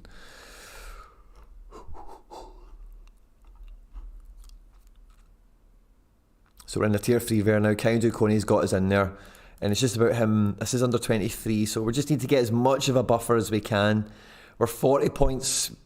We're not going to get. We would need him to get 100 to get into the tier 2s. I don't expect that, but I just want him to get as much of a buffer on for his friend, these Japanese lads, maybe overtaking us in the U23. Because I think Camavinga has earned the card, this game week. His performance, him and Kone, what a midfield pairing that we had, eh? Decent defender, decent goalkeeper, and unfortunately Captain Atate just let us down a bit. This team's deep now, isn't it? I think that's it. That's what we're waiting on.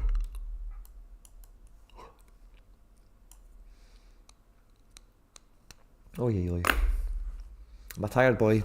It's been a long weekend, guys. Good evening, Bob Flynn. Good to see you, my man. Just joined. How happy are you with your game week so far? Pretty happy. Like, I should be coming out with some stuff, I think if everything goes amazingly with some of the stuff I've got running tonight, like, I think 4 limiteds is on the cards. 2 rares was on the cards, but McGuart. Yeah, 2 rares is still on the cards, I think. This isn't in, yeah. So I've got 1 rare, like, kind of on the cards now. A second one should come into the picture. And then if we can get Getafe onto a clean sheet position and Unal get a decisive, then we could be on the cards for a super rare. So it's quite fine margins for a lot of, like, tier 3s, maybe some tier 2s. But I'd quite happily have, like, quite a big winning game week, even though it's not, like, a big winning, centrepiece of a card. I would quite happily take, like, a bunch of rewards to open tomorrow. So yeah, should do quite well. We also had our competition earlier. Evan Crightley won the 1 of 100 Ewood Plettinch. Rob C, 3107, won the Eloy Room Limited. And Daihai Wang won the William Yarborough Limited card as well. So congratulations to those regular viewers and supporters of the channel and the content. Congratulations to you all. And I think I'll get in touch with you after the stream tonight, and we will get those prizes over to you. None of them are playing midweek, so there's no massive rush, but I'll get them to you before the midweek so you can get them in the training. Currently 4 place in U23 Limited, watching the Leipzig game and hoping Nkunku doesn't get any decisives again. Yeah, I don't mind Nkunku not getting decisives. I think that works well for me because he's a big card. It would be good if Nkunku come off at half-time for Tyler Adams, and Tyler Adams played the Nkunku role and got 2 goals and an assist. That'd be nice, wouldn't it? It's never going to happen in the month of Sundays, but it's nice to think about for 2 seconds. Catching all the ons tonight, guys. I'm really sorry about that. Oh yeah. Haaland hit 100 this game week as well, which was fun.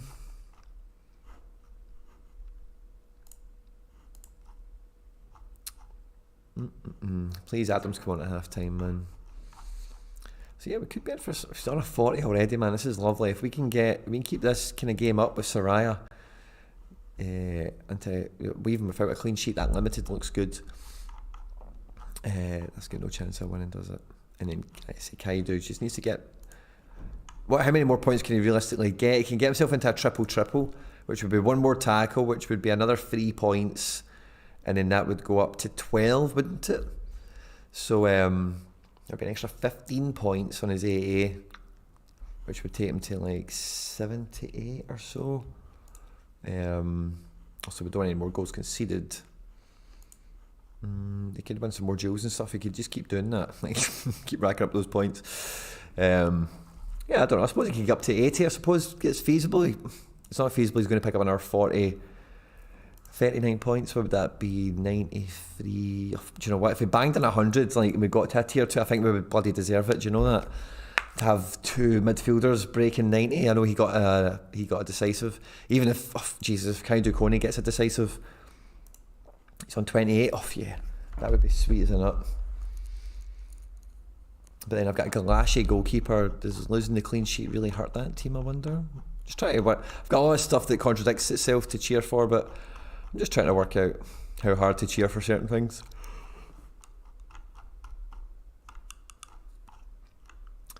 Yeah, well, I'm needing Kramaric, Kostic, I beg your pardon, to step up, so I'm not really missing out too much with a Leipzig.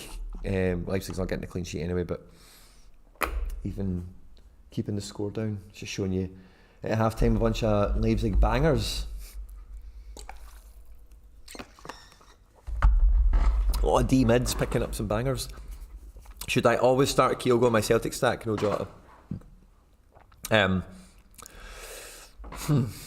going to be doing my Celtic team for the weekend tomorrow, but I would say, yeah, like, we're going to get into a situation with Celtic when everyone's fit and available, with Kyogo, with Giacomakis, with Abada, with Maeda. Let's see what happens with Jota. But we're going to get into a situation where all these guys... Sorry guys, 2 secs.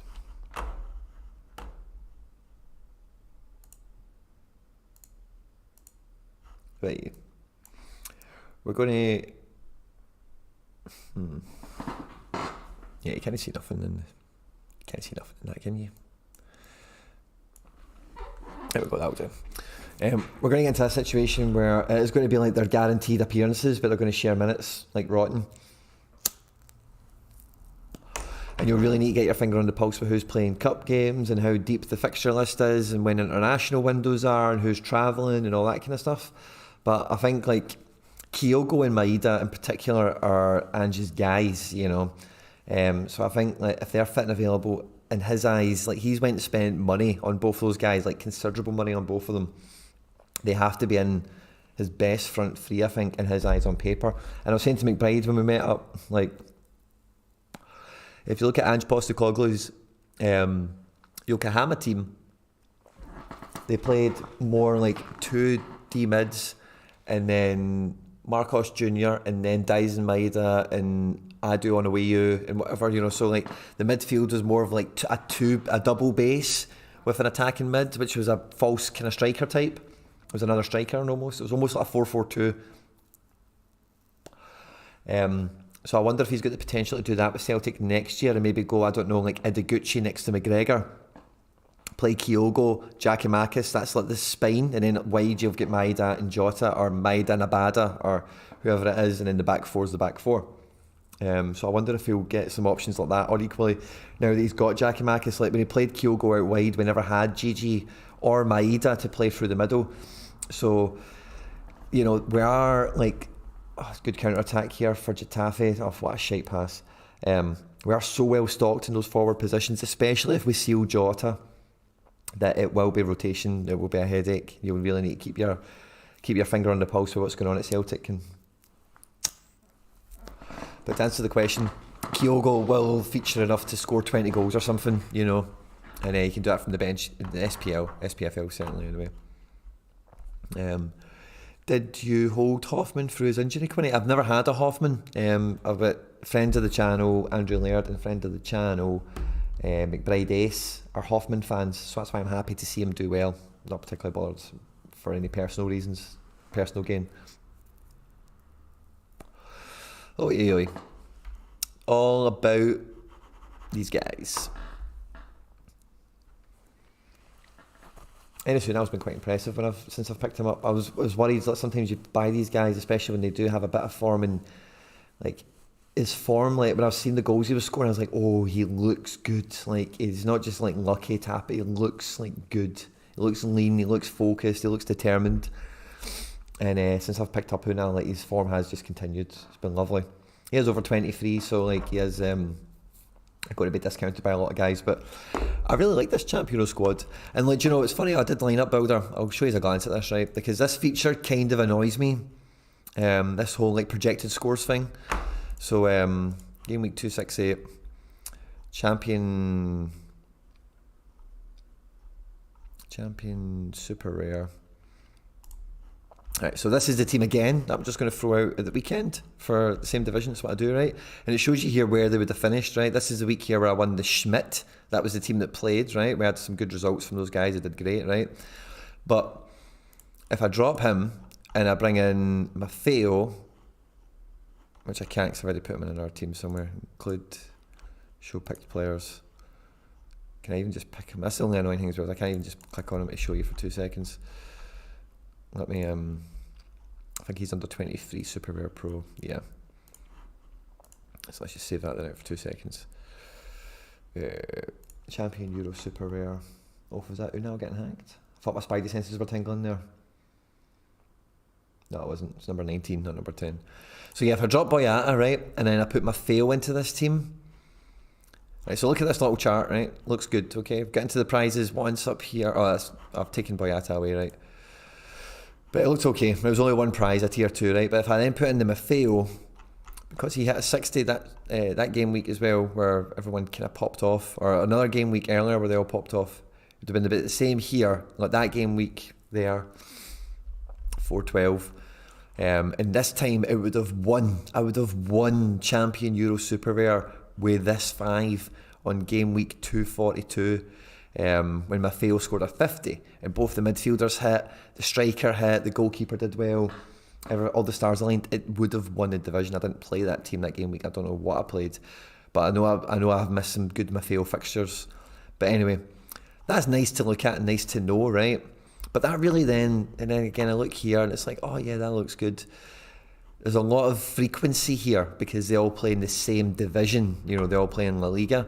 But then when I'm, you know, so it took me a while. I was kind of messing about with this and experimenting with it and seeing like, oh, what happens when I add this guy in? What does it look like? And I don't like that as a decision-making mechanism. You know, like previous scores don't dictate anything. Like I think Boyata's been out injured, blah blah blah. They're at home. It's a tough decision to play between Boyata and Maffeo, right? But I think this makes it look like Boyata's definitely way worse to play, but as a centre back rather than a full back, and I think his scores are much more. If I look at these scores, the reason that the placings wouldn't have been better is not really to do with Boyata, it's more to do with the other players in the team is just as much. You know, he's got a 38 here, he is the lowest scoring player, but Brais Mendes also got a 39 and Sorare got a 41 that game week. So it is a bunch of inconsistent players, but they are capable of getting decent scores, and I'm just really worried about then the veracity of the competition with these guys, or I'm waiting for the all bang. Like if Boyata got a 60 plus in this game week and Sorare got a clean sheet, that would have been probably a division winning performance, you know, where I'm getting 2 100 pluses from the midfield. I would definitely be expecting to do well. So it's an interesting little feature I thought I would talk about for 2 seconds. But it was good to see that when you're building your teams, like how well they would have done or whatever. This is my super rare team for the weekend, you know. But I'm basically going Celtic, and then I'm going to put into the Celtic. I hope you can enjoy this. I'm going to switch cameras back around, sorry. So I'm kind of in the chilled out position here. Actually, I'll stay in the chilled out position for another minute or 2 seconds. And in complimenting the Celtic stack is, if you check him out on Twitter, his name is Da Boy, Sebastian Leggett. He's got a great fixture, should play, will play, decisive capable, good AA capable, and I'm hoping this team does well. But again, when I look at this, it doesn't look like it would do that well. But again, I know Leggett scores, Greg Taylor there, he's a fullback, so you have that jeopardy with him. You know, could be better, could be worse, but I don't want that to deter me. I know it would do well. I think this has got a division winning potential. Like, yeah, that game week there, you needed over 520 points probably to pick up something, to pick up the win. But in these game weeks here, you're under 500, and my guys can get over. I reckon they can get to 500 with like, them all kicking ass and taking names. Soraya's making some beastly saves, by the way. Soraya's on a 51 before clean sheet bonus. Guys, Soraya, I've been talking about him since I picked up his limited. I'm so glad I got his super rare as well. And you know, see the really funny thing about that trade? It's the exact sort of trade. Let me show you it. It's the exact sort of trade that I would tell myself, oh, I would definitely do a trade. Like when I've been building or I've been sowing the seeds of my gallery and I'm getting some cards in that I think are undervalued or underappreciated, I get them in and I think, when I'm trying to target these types of guys, I think, well, I really want a David Soraya. I traded him with this guy Hopium, right? Straight swap. No ETH, yep, no ETH, for a Gomez. And you can see the average card price of like 2.2 for Gomez here and 1.4 for Soraya. But Gomez, like, I was not having fun with him at all. Like, I really wasn't. Is he even back in the team? Yeah, broke his finger as well. So that guy was happy to get a more expensive card that was injured. And I was happy to get a air quotes cheaper card that's playing. But like, I would much rather have Soraya. Forget about I don't really care about the difference in money, to be honest with you, because I just think this guy is so much better. Complements my gallery much better. I think he's a quality keeper, man. And maybe, man, we're going to make a good push with him in his AA game tonight, if he keeps that up. Let's see what we've got there now. Second half has started. And yeah, any more subs? Klosterman seems to have came on. For Simikan. Simikan's on a yellow card as well, so yeah, definitely fearful of the red. It would seem quite a tasty match. But our boy Soraya at 47 now. Ah, bugger. I wonder what happened. He was on 51. Saves. I wonder why he's maybe goalkeeper smother. I just seen that happen there. 5 points. Love it. Possession loss, missed passes. No, where could they lose? Like, or maybe I need to refresh it. He was on 51. Maybe it was a correction or something. I don't know. He's not lost any points. Maybe he just get something uncredited. Maybe it went from something that was 8 points to, I don't know. That's weird. Love him, but what a goalkeeper. Can't recommend him enough. Great profile, great pedigree. Proper FC Barcelona goalkeeper. He's having a good game tonight.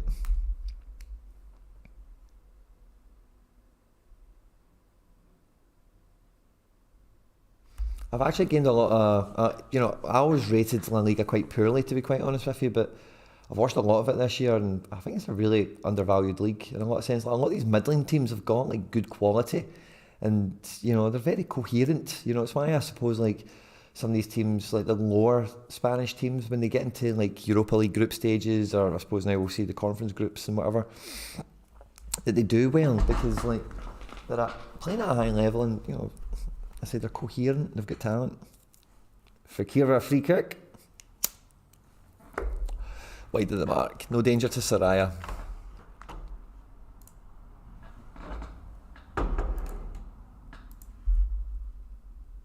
Boom, and we're back. Oh yeah. Almost half time. Betis still 0-0, which is lovely. Betis have definitely been the more kind of attacky team, but it's been quite scrappy. It's been kind of all over the place. It's good to see Kyle Duconi getting involved in all the play again. Just see him rack up some AA. I think I'm going to be on for a surprisingly decent. Oh, I've lost some points somewhere on the play page. It would seem. Yeah, I've lost a place in the rare division somewhere. I've lost a rare card somehow. I wonder what that will be. What division could that be? It's not this one because I wasn't on for one. No,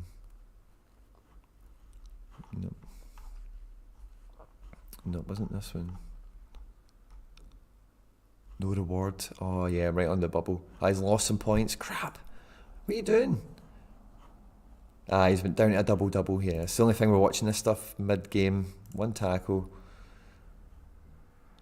Interception. That's weird. Maybe must have been some sort of opta change. You can't just lose a tackle. His duels are all, yeah. He was on a triple double, wasn't he? Yeah, so he's lost a tackle. And it must have been credited as something else. But that's fine, as long as he's not done any mad negative action and like get booked or something. Yeah, that's all it'll be. Is he's lost his triple double. He's lost a tackle somehow to a duel probably. Which is fine. Because we can get that back. But again, we're right on the line, so we really want him to get decisive action. Mönchengladbach are winning 2-1. Magalashi, I don't care enough about him conceding 3 goals to really cheer the Leipzig defence on for the sake of my rare reward. So we want a Kaidu Kone decisive action before the game finishes. I think he'll get 90. He's capable of 90. My underdog team, I knew the goalkeeper was going to be a DNP. Alcacer never got enough minutes. Grandsir never got enough minutes. But the defender, you know, it wasn't that far away from something decent, man. You know, like 178 points away from the top with a DNP. You know, so that's an interesting division. And if I get a playing goalkeeper, I might consider attacking it quite strongly next time.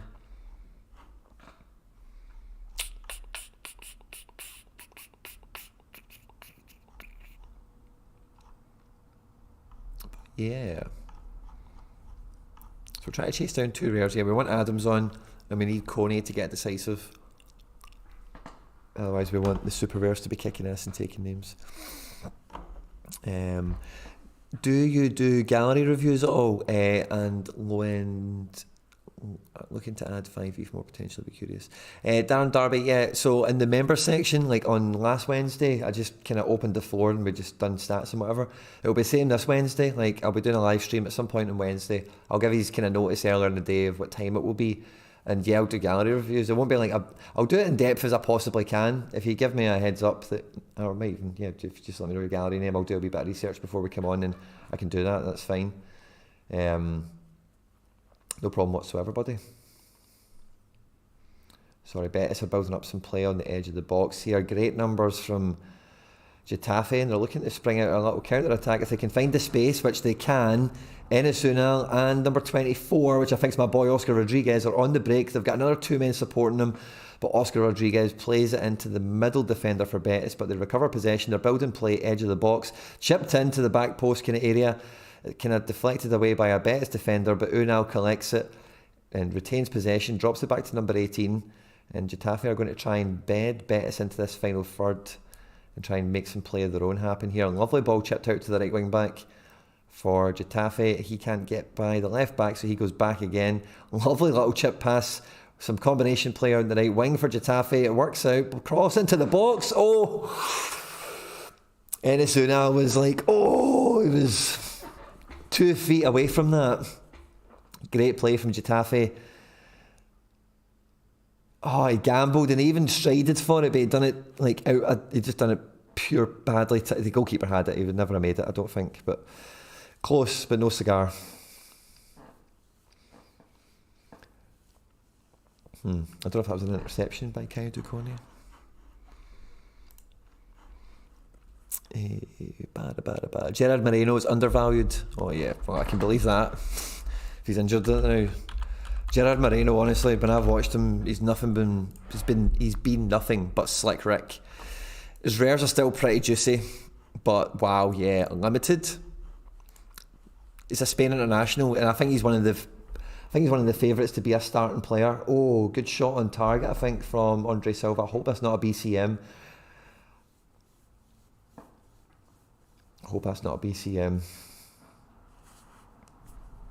Another decisive for Andre Silva, we would fucking love that. Oh, that's just a shot on target. He's on a 74 now, good. No BCMs so far, that's good. Another save from fucking Sorare, by the way. 52. Fucking Sorare, by the way, boys. Guys and girls, I should say. Getafe are going to try and break again. Is that Oscar Rodriguez again? Man, honestly, I love his engine if that is him. No, it's not. It wasn't Oscar Rodriguez. It might have been Amrabat. Somebody else here. Man, Getafe just fight up the pitch. Enes Unal's got it centre of the box. Looked like he was going to shoot. Dribbles by somebody. But then they come back and tackle him. But Getafe, tried to keep Betis in that half. But Betis have countered the counter. Fekir on the ball. Tries to do, I think it's GQ. Bit of a fight. Flailing hand. Free kick to Getafe. And Betis are not happy with that. Conrad Leimer. Oh, chips the ball into Nkunku. He's in the box. Mukiele. And then number 30 for Borussia Mönchengladbach, which is Elvedi, gets the block and it's out for a corner. 4 saves, one from inside the box. A diving save. He's got that smother as well. Love it. Possession 1, you don't get any points for that. That's weird. Accurate passing, no points. Always surprises me. Accurate long balls is good. No missed passing. Yeah, Soraya's killing it. Need to do now to maybe win another couple of jewels and stuff.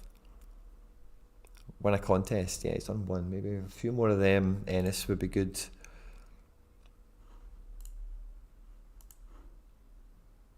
He's wanted some few fouls as well.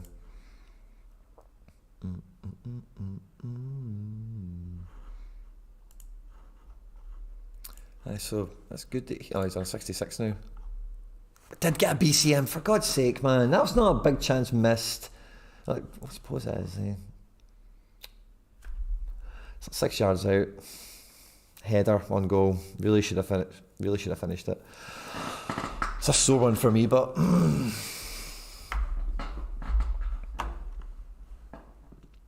big chance created. He's got one of them.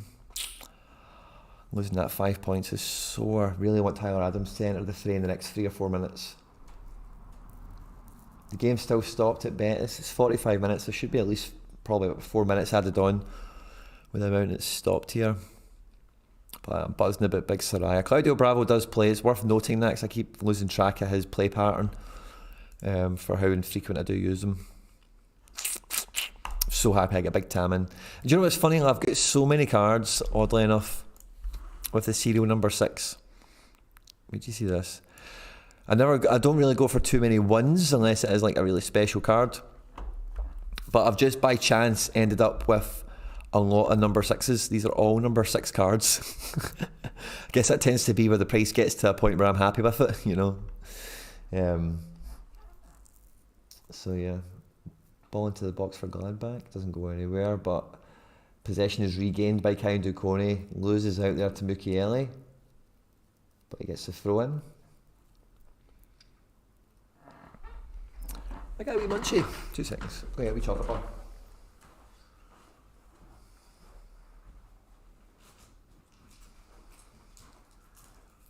Oh, Unal as well could be good for a penalty. I think Borja Maira and Sandro Ramirez, the other guys that take turns to play up front with him. One of them likes to take penalties too. I think they all like to take, but I think maybe Unal's turn. League goals, Enes Unal, it's on 15. Wow. I think I picked him up when he was on like 9 or maybe 12.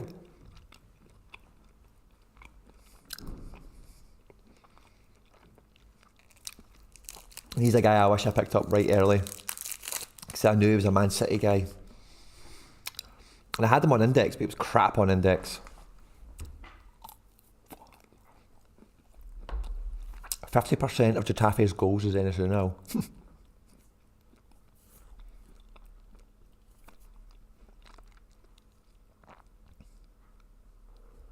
Don't know what they paid for him or whatever, but he's looked really good when I've watched him. Like really good.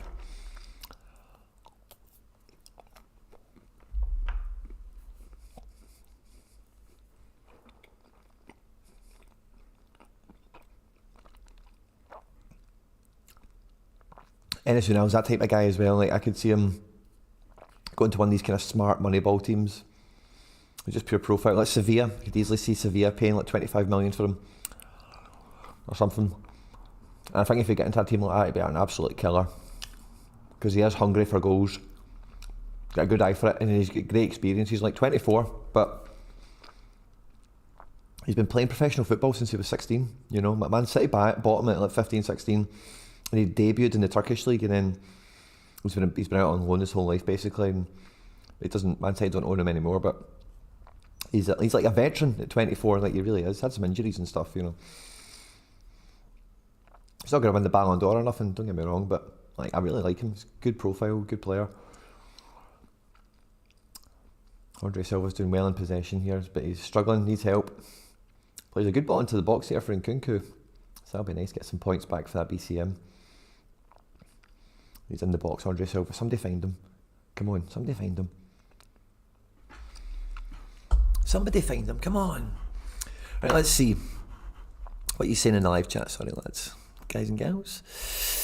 Where are we?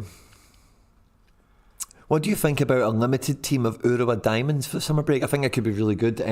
If you are thinking about doing that, look at the Feyenoord striker Linson, I think his name is. Highly rumoured and almost very strongly tipped to be moving to Urawa imminently.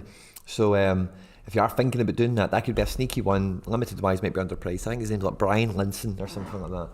So if you're thinking about that, go for it. Osaka is a big fan. I'm a big fan of Osaka. Junker, by all accounts, has got injury problems, so I would worry about. I would stay clear of him. But the other Scandinavian guys, Moberg and Schultz, look good as well. If you can get cards for them, that could be a fun stack. If you had £20 for unlimited, who would you get? Great question. If I had £20 for unlimited, new card auctions, limited. Who's going for about 20 quid?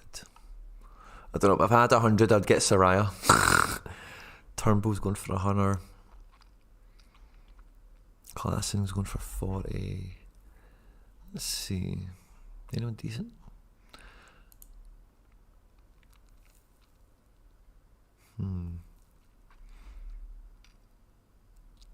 Dejan Jovic.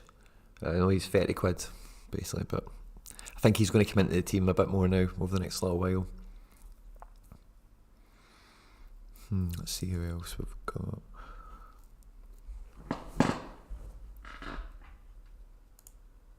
If I had 20 quid.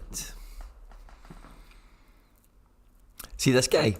He was posting on Twitter the day, getting excited about the match, and I was like, see if this prick plays, I'll be absolutely raging. So I don't know what he was doing on social media the day, but I had no idea he even existed, and seen his card right now.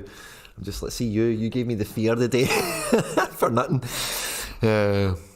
Diego Rossi might have went cheaper. 60 quid are some of the nicer looking guys. There must be somebody cheeky for about 20 quid, but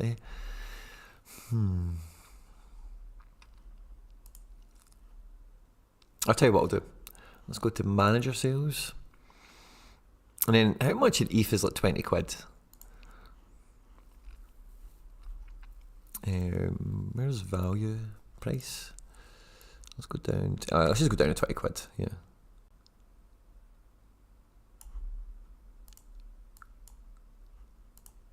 Yeah.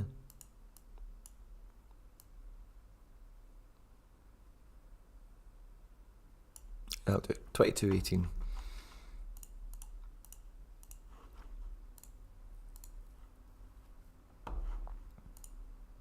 Rasmus Telhander is £4. He was in one of my videos. I definitely recommend him. Like, look at that. You can buy him for £4. But even if I just do my favourite, Sleet Gib Quinny, he's only £1. Schick. Jason Holt, he's a great buy for £16. Very good buy. Yeah, Jason Holt's Charlie Mulgrew. You could get Jason Holt and Charlie Mulgrew. Aye, that'd be a great buy. Charlie Mulgrew and Jason Holt, I would do that. You get 2 cards.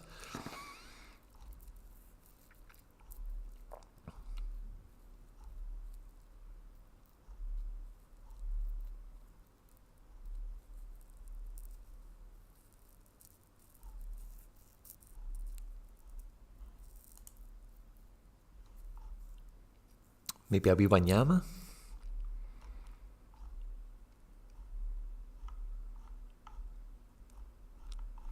Jason Holt, I think, is probably the best one. Jason Holt's probably the best shout for under 20 quid. It's probably who I would buy. I made an account in December 2020 but stopped. Quickly started again a few weeks ago, and your YouTube channel is very helpful. Thanks, Quinny. Dino, fist bump. Good to see you, my man. Thank you very much. Did you get a free card? Let me know. If you haven't, there's a link in the description of this video. Just make sure you get yourself a free card. Mr. Avocado, if you had 20 quid, we've just done that, I think, haven't we? Mr. Avocado. Score got my second 0.01 ETH threshold. Congratulations, with a common goalkeeper and 2 DNPs. Wow, you must have really nailed your captain. It's just half-time highlights. Oh, Mönchengladbach are down to 10 men. The game has got spicy. Let's see who gets sent off. Bernab and bloody Coney. Andre Silva has been subbed off on 67 points. And it was Elvelde that got the red card. And Andre Silva came off for Poulsen. So Andre Silva's score of 67 is locked in. That's sufficient, I suppose, as long as Limer's having a stinker. Let's get Limer off and get... Sorry, not on the right page, sorry. Limer's having an absolute stinker of a game. Let's get him off and get Tyler Adams on, is what I think. Kaido Kone's... Oh, he's still below. He's still on that. Double, yeah. Needs another tackle, Kaido Kone. Or another interception. That'd be nice to get to a double, triple. And a decisive. Right, let's get a decisive. Kaido Kone. Oh, you're down to 10 men. That's probably not going to happen now.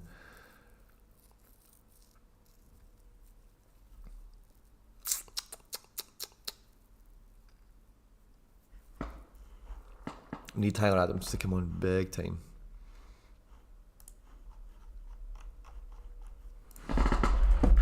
So Jason Holt.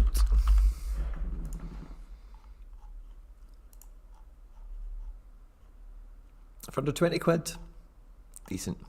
And especially when this is what he's capable of, like when they're getting in form and stuff, you know, because Livingston have been kind of, they're not a big dominant team, but you know, sometimes you just need some of these guys to break out, get some strides, get some form in the team. And for under 20 quid, he's probably the best shout from what I've got there. Soraya's doing as good. Both my super rares absolutely killed me. Renato Sanchez with a red card and just fucking big chances missed, I think, for Nameka. Yeah, one. Got 2 DNPs, goalkeeper. This is running, again, asking for a lot. 2-0 Leverkusen. Yeah, 19 points, man. Just need Tyler. This is Champion Euro. This is the last thing to run, so I just need him to get on the pitch and we will get a card. And if he could sneak a decisive in. Yeah, Tyler Adams, just get yourself onto the bloody pitch. Please, just sub Limer off or sub Campo. Come on, Tedesco. Do it for the boys. Do it for the boys. And yeah, this is ticking along nicely. That's doing nothing. That's deed. Unfortunately. And yeah, we're on the bubble with that. But that's U23 and that'll have some Asian input early morning tomorrow. So not as hopeful on that unless Kaido Kone can get some sort of decisive. But we basically need Tyler Adams to set foot on the pitch and we get a rare. We're on for ETH, but we won't get a card. Yeah. And it's a couple of limiteds we're chasing down otherwise and a super rare potentially.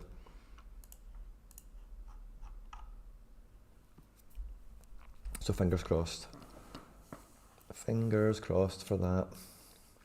Champions League should be really good this midweek as well. I don't think I'll be doing any live streams or anything for it, but I'll be watching along. Milan Makaric is like £6. Yeah, great point. The guy we were chatting about earlier, the limited, I picked him up. I've already told the story, but I picked him up and somebody else. There was one of the few limiteds I've ever bought for a game week. And yeah, I paid like £4 for him. And I got a guy from Marseille. And I actually sell the guy from Marseille for the exact profit that means my Makaric didn't cost me anything. But yeah, he's like a £5. Like, he's really good value. And he's alright. Plays up front. If he gets a decisive, you're laughing.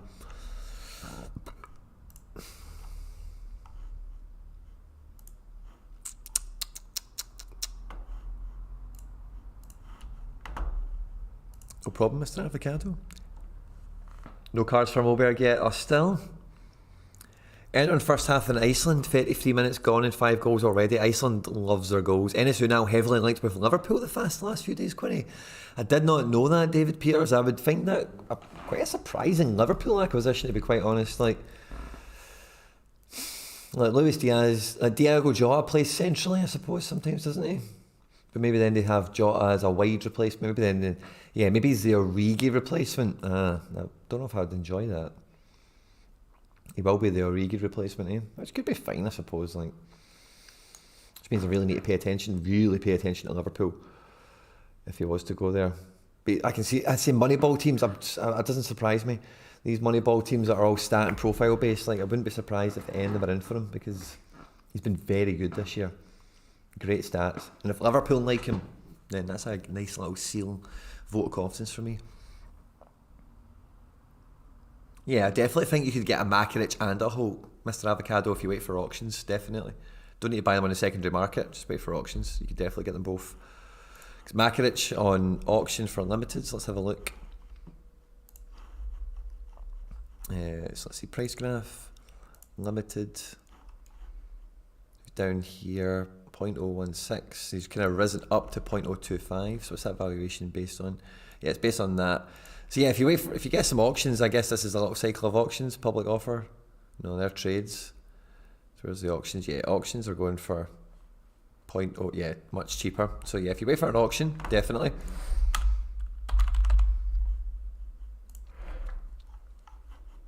Price graph, limited, and Jason Holt, yeah, he's probably going to be about here for his auctions now, 0.064, 0.061. So yeah, you will get him a little bit cheaper if you wait for auction. Yeah, so that's probably quite achievable if you wait for auctions. Thoughts on Tokos from the Turkish league? Looks like super value, if you ask me. Tokos. Oh, wow, yes, very good value. Even for a rare, by the way, that's juicy. That is juicy. A big 50 to 60 merchant.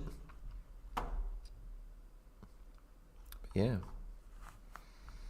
This was as a sub. So if he starts, this one is just a low AA. This one he's playing CDM. Right back here. That's a great detail, by the way. That's why that score's so low. Did he give away the fucking ball or something? Own goal? Yeah. Sub, DMP, sub. Yeah, so all of his low scores. Wow, yeah, that guy is good. All of his low scores are either like a sub, like all of them, I think, aren't they? Basically. Let me see again. One here, right? So he's got 1, 2, but one of them he's a right back in it. 3, he's a right back again. So the 3 starts he's had. Oh yeah, this guy is good, man. What position is he? Oh, actually, he's a card. I might buy him. 36 quid. I need another mid. No, I think I might need another midfielder for Turkey Unlimited. Tokos. Yeah, I think I'll follow him. I like him. I agree. I think he's very good value.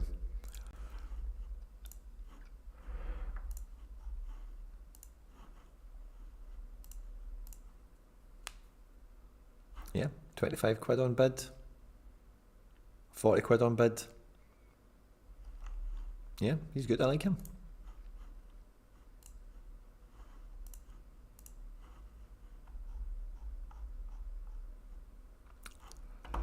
Talking of Trabzonspor Sport, did you see the sale? Yeah, I did. Oh, yeah, great sale. Oh, what's happening here? Oh, Getafe are coming out for the second half. I thought they were celebrating a goal. They're just doing their wee warm-ups. Coming out for the second half. Come on, Leipzig. Bring on Adams, man.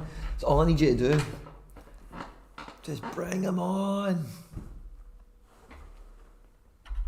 Imagine I played Coney in that team. Said to Adams, oh, shoulda, woulda, coulda means a matter of time. Shoulda, woulda, coulda made change your mind. And I want him. Boo. Picked him up for £24 the other day. Very good. Pink Goat. Great pick. Isn't Presnel Kimpembe too undervalued? Calvin Ramsey is rumoured to have agreed with Liverpool. Wow.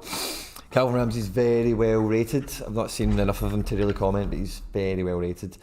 Problem with him going to Liverpool, I think he's a right back, isn't he? So is he going to be Trent's understudy? It's a good rotation piece, I suppose.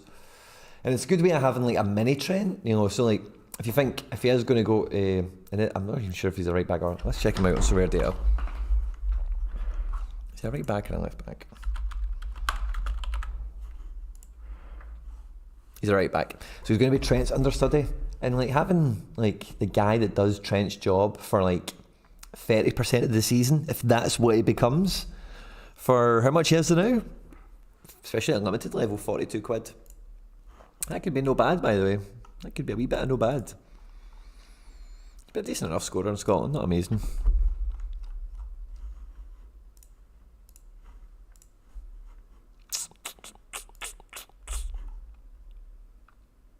Still no Adams. Come on, man. Limer is having a stinker. Get him off. Get him off. Campbell's breaking the neck, man. He's still got good energy. Where the hell's Limer? Get Lima off, man. Or because Limer's going forward. So get Lima off for Adams, then Adams might get a be decisive. Oh, Mönchengladbach 3-1. Wow. Hoffman, is that? I think it is Hoffman, 23. Wow. 10 men, Mönchengladbach, strutting their stuff. Wowzers. Bring on Adams, man. Just do it.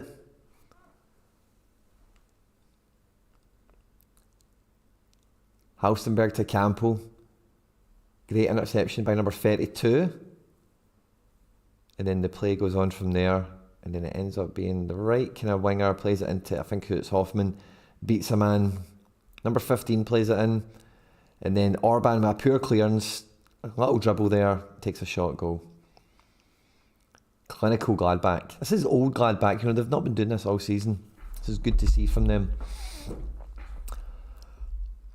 Getafe have got an attacking set piece nice and early in the second half. It's a shame Kaindu Kone wasn't involved in that goal. Enesuna's up to 40 points now, which is cool. Bring on bloody Tyler Adams, Gonna? That is Hoffman. Hoffman on 2 goals. Stindl with an assist.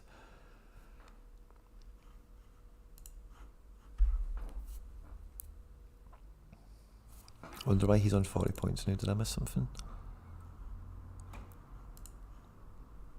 Maybe winning our duel or something. Ball into the box. Oh, good shot on target from 19. It's a headed shot. Goalkeeper claims that Enesuna was in amongst it again. He's been fouled. Yeah, maybe he's like won a duel and then been fouled or something. He's up to 40 points now. That's sweet. I'm feeling quite confident, man. That I'm in the mix. I'm in the mix. Kaindu Kone making a foul there. Don't be booked. Oh, you fucking dick. He's booked Kone. 3 points gone. I don't think Kone's going to get his... Kone needs a decisive to get me in there, and I just don't see it happening now. He's bringing on Soboslai and Forsberg and not Adams. He's screwing me here. Tedesco, you're a wanker. You screwed me out of a rare. So gutted by that. He's going to bring on Soboslai for what? Nkunku probably? Or Olmo? Is Olmo on the pitch still? Yeah, Olmo for Soboslai, Forsberg for Nkunku. So that's how he's going to do. He's made 3 subs already. He's going to leave Lima and Campbell on. Forsberg for Mukiele. Wow, interesting. Mukiele and Lima. Oh, wow. So he is going for it. Yeah, I suppose they need to. It's just all out attacks, like 5 up front basically now. So right now they have on the pitch Olmo, Poulsen, Nkunku, Soboslai and Forsberg as a front 5, and then they've got a midfield 2. They've got a midfield of Campo, and then a back 4. Or back 5 of Halstenberg, Klosterman, Orban and Angelino.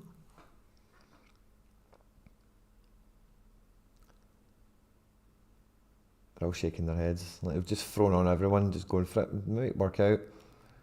But like, should have brought Adams on, man. Kone wins the duel. Oh, it's a foul? Nonsense. Nonsense. Kone would have been away there for a decisive. Uh-oh, who's been booked? Somebody for Betis. Rebate.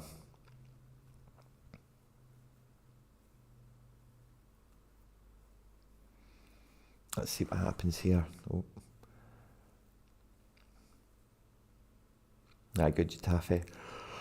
Oh, a nice free kick to take. Oh, so gutted Adams isn't coming on, man. That's a kick in the balls.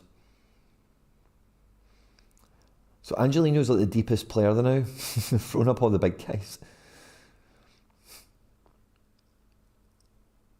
Klosterman, 16, yeah. Klosterman and Angelino are the two deepest players. They've just loaded up the whole front of the pitch. Mooch and Gladbach, don't forget, are down to 10 men and are now leading 3-1. Angelino with a lovely ball into the box, headed back for Poulsen. Terrible shot, kind of easily cleared, but it was very weak, and then the goalkeeper Sommers had to scramble. I don't know if he'll get a smother for that, but had to scramble and catch it. And smother it, basically. Great header back from Hausenberg. Poulsen, gash. There's gash there. Bets are trying to get some passes linked up and get going.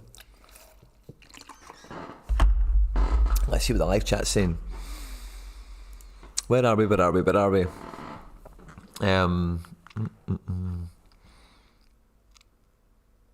Everyone's throwing players at me.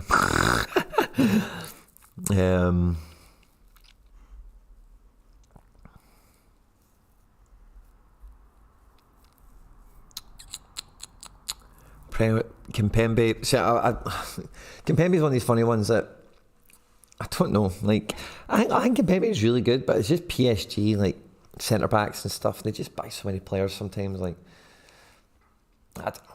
Is Poch going to be the manager? He's probably undervalued because there's a wee bit of uncertainty around the whole complexion of that team. And I don't know what price he is, but I'd probably say that's a big factor in it.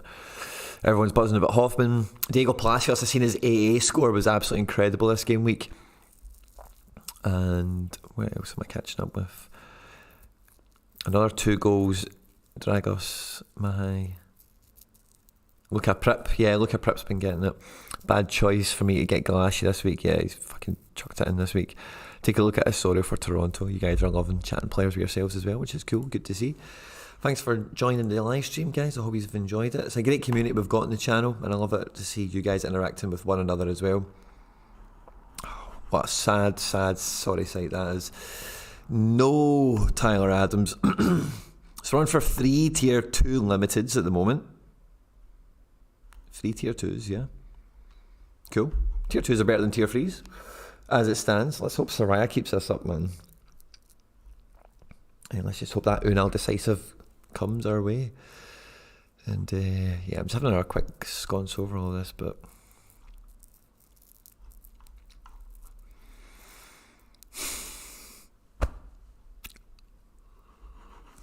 absolutely fucking heartbreaking that is, man.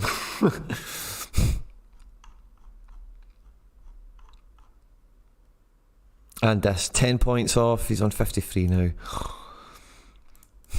So close to 2 rares, right at the death. They're just going to slip between our fingers. They're just going to slip from within our grasp. So we're after some super rare action. Otherwise, it's just going to be a limited tier 2 party tomorrow. Hopefully, so still some Japanese cards to run that can interfere with that, as we've mentioned a few times. So, Kai Duconi, we need a decisive, which is very unlikely with 5 minutes to go. But stranger things have happened. And oh my god, man! Big chance missed for Nkunku. Soboslai recovers it. Klosterman moves it to Campo. Campo back to Soboslai. Soboslai is going to knock it into Olmo, and he hits it to the penalty spot where he just finds Hoffman, I think, who knocks it long for Galassi to reclaim it. It's a sweeper.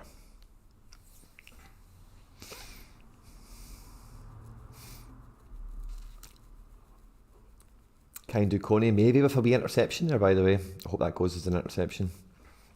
That would be nice. Get us some points back. We do need them. When is he? 52? Yeah, we need some more points. So we get our intercept. If that was an interception, should go up to 3.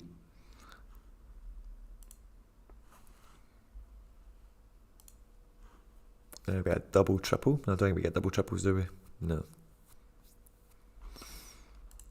We're still needing some tackles. Bets are looking to make changes. They're getting frustrated.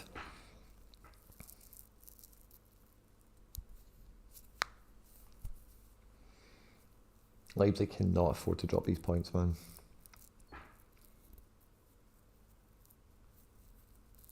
Even a draw at this stage. What a horrible ball from Danny Olmo to Forsberg, who's as slow as a week in the jail and never going to get onto that. Again, I don't know why he always takes Andre Silva off about the 70th minute. I just don't get it. Play him 90 minutes, he's good enough. And Bolo, I think, is one of... No, he's not. Just going to be play on. I think Bolo's won a cheeky foul there, but he's not. Leipzig come again. Mönchengladbach are basically playing the same formation, but just with one striker now. Karen Duconi, foul again. Son, you're going to get sent off and really piss me off.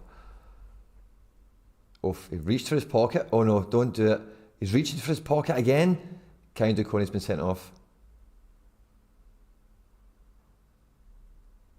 Karen Duconi was ready on a yellow, wasn't he? No, he wasn't. I thought you booked earlier on. So bizarre. Am I tripping? Well, he's not been sent off. I thought you booked earlier.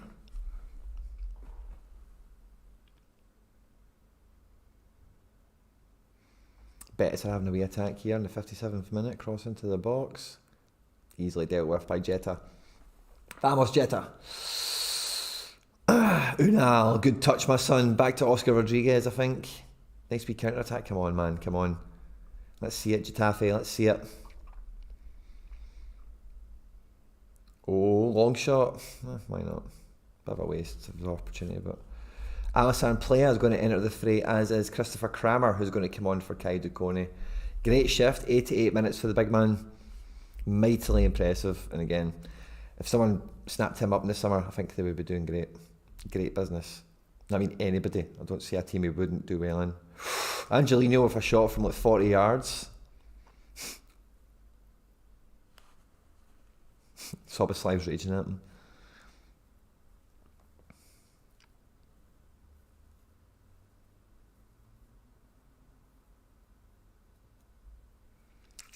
Not good enough from Tedesco tonight. Line is for Ruibal.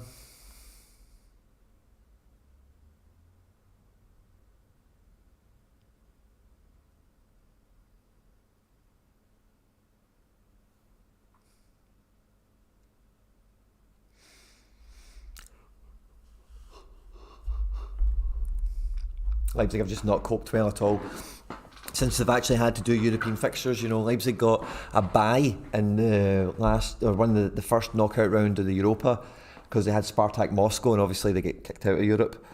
And that's really when Leipzig's form really got good recently, when they were just playing weekends only, even though European competition was still on.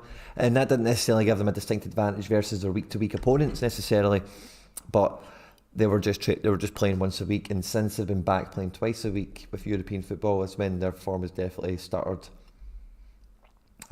So definitely something to note for Leipzig, for all involved. Oh my God, Soraya! What a guy! What a guy!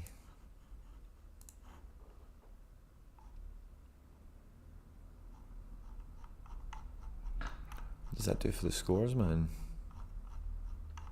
Keep this up, fella. We're no far off it, man. I think a goal does it. I think a goal gets me into it.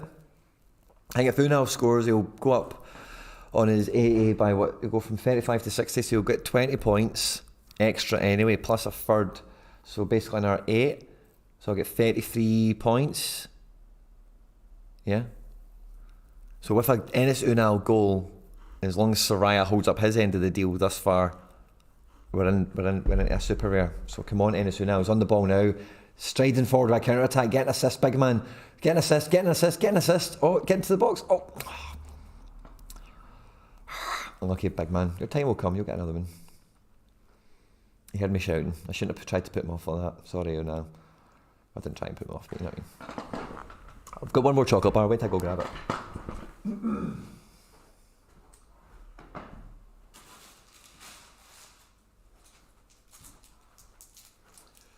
Oy, oy. Let's hope we can hang on to the limiteds we've got.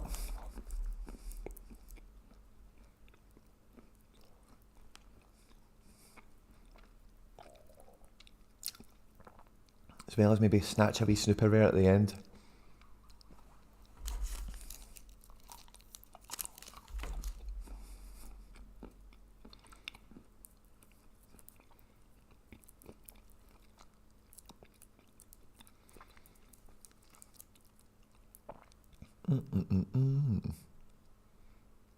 Joe Scally's going to kill the last 3 minutes for Gladbach.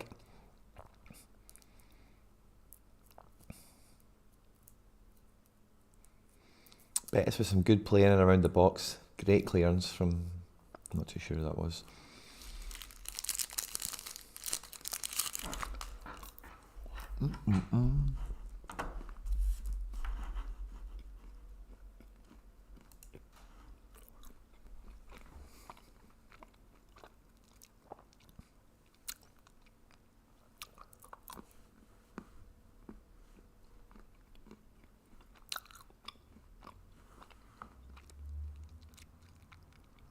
A cheaper Harry, and that's a great way of looking at it.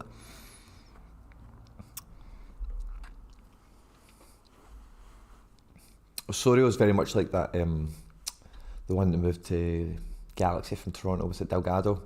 In the sense that you know that he's just play every week. You get some guys in MLS like that. That's why I like Legit, and guys like that is like ones that are also decisive capable, but you know they're stalwarts in the team, they play every week.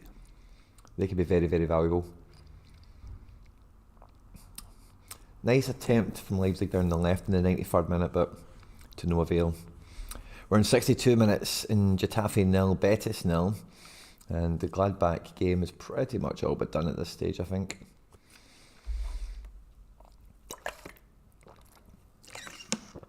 Oh yeah.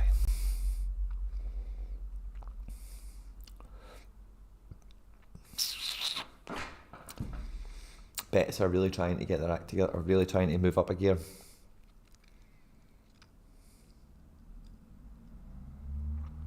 One last chance for Leipzig. Big ball from Klosterman. Poulsen gets a touch on it, but doesn't mean anything. Nobody's anywhere near him. Campo recovers. Drops it for Angelino. Campo. Just fucking kick the ball out, man. Game's over. Forsberg. Oh.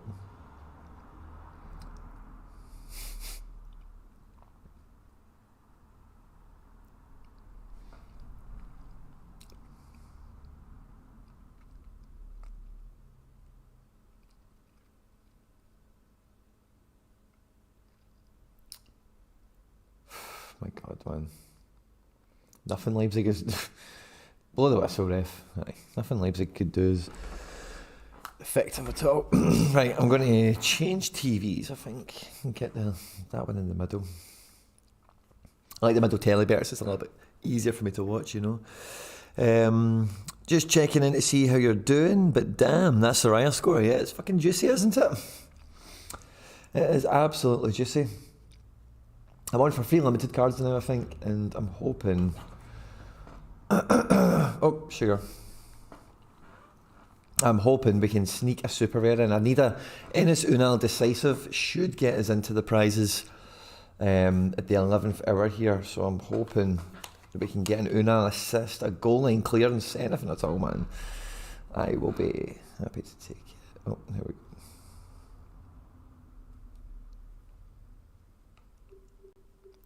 Opinions. There we go.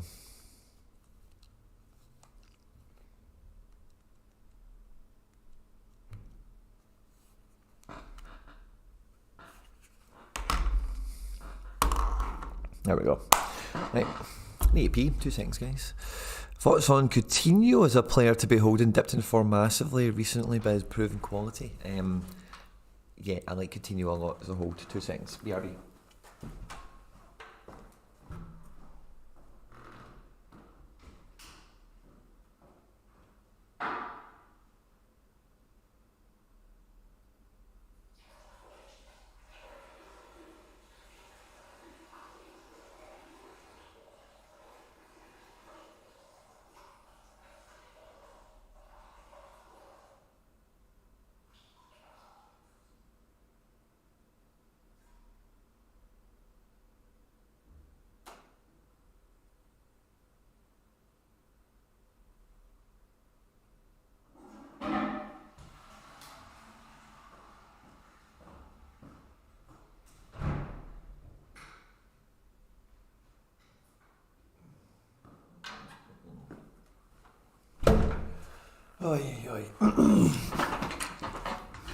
Yeah, I think guys like that have talent. Like, I think the thing with Coutinho, the form that he's had at Villa since he's went there, is he's shown what's going on with VAR here. I'd love him just to give a penalty to Getafe. That'd have been quality. But I think with the move to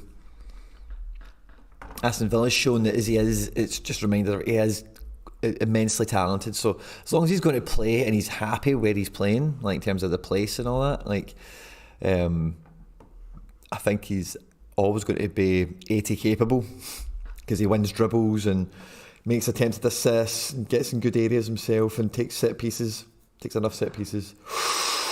Oh, his hand's right down by his side. You can't give a penalty for that. I don't think that would be mega harsh.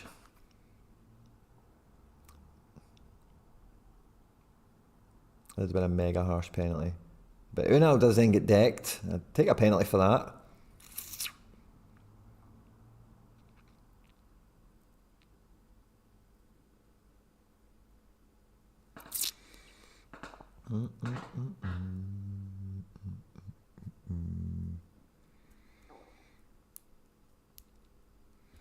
See, 43 for a forward's good, but no decisive. He's doing alright, me man, but we just need to get that wee nudge, just get that wee goal.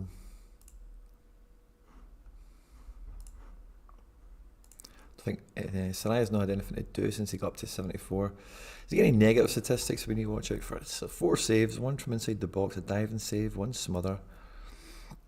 A wee tiny bit of possession lost, and a couple of missed passes. That was like, that's been like that for ages, both of these. So he's been absolutely rock solid since. So let's hope that keeps up, man. Just need that Unal goal or assist. Just need that Unal goal or assist, and we're home and hosed.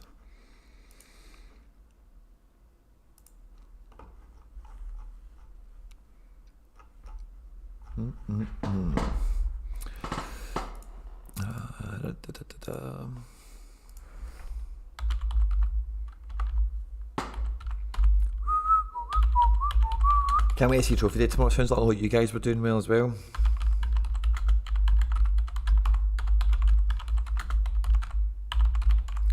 So there'll be a member stream on Wednesday at some time. We'll happily do gallery reviews as well as the stuff we did last week. There was a ball for Unal on there if the guy's seen him, but he had his back to him. Just the way they play. Oh, here we go. Seen him, tried it, but the Betis defender blocked the pass. That would have been him through 1-on-1 with Bravo. It's coming. Getafe are going to get a chance to win this, man. They always do. They're sneaky on that. Keep them selling the game. They're happy to just break out like that. Come on, Getafe.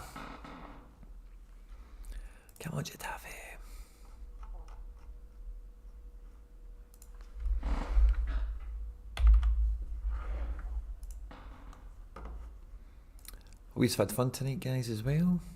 I know I have. It's been a good giggle. And hopefully, we finish with a bang. 19 minutes to go.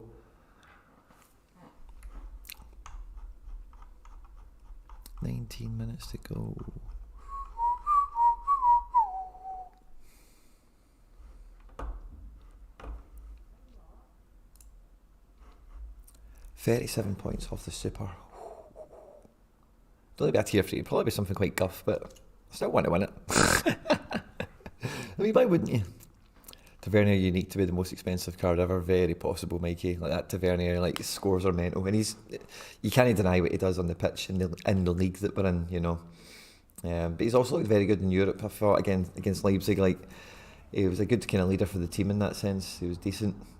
He was definitely didn't come out second best that often. There's going to be a double change for Getafe. I'm just getting a wee bit nervous that maybe Unal does come off, but I really don't think he will. Borja Mayoral is still on the pitch, I think, isn't he? Yeah. So is Borja, Oscar, even Maksimovic maybe. Yeah, there's definitely other players here that are likely to get subbed before Enes Unal, I would hope. Number 24 and 25, good. So that's Oscar Rodriguez and Borja Mayoral. Oh, I was right. Again, like, I've got that kind of flow going with Celta Vigo as well, as I know the subs, like, so I'm surprised it's not Carl Zelena. Or is Carl Zelena coming on? Who's it that came on?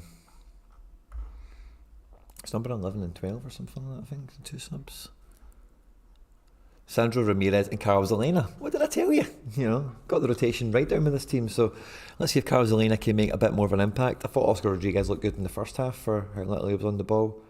Let's see if Elena can get our boy Unal on the score sheet. And Sandro Ramirez, I think he takes penalties off of fucking Unal. That's the only thing I'm worried about. Unal! Oh, just beaten to the ball by the oh, Unal! Oh, bravo! Yeah, Bravo's still quite nippy across the box, by the way. You can see why he still gets the game. It's coming, but man, Jetta can smell it. The chances are coming.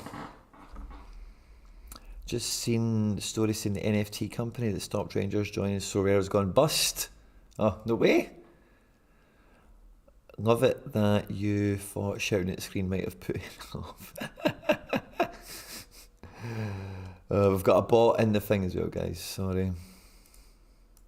Can I block these guys or something? Where's the other wee pop out chat?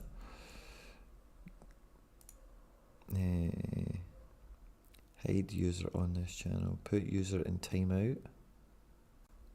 Yeah, put this user in a timeout. And then... And they've all been deleted now. Remove. Remove. Can I remove them all? I've deleted them all now. Okay. Well, Bet's goalkeeper situation is a strange one. Yeah, it is bloody well strange. You can say that again. Can't be good for consistency. Sorry, camera's overheated on us again. Sorry, guys. There we go. I need to... Oh, can I do this? Can I do this, guys? I'll get absolutely my ass kicked. Can I do this?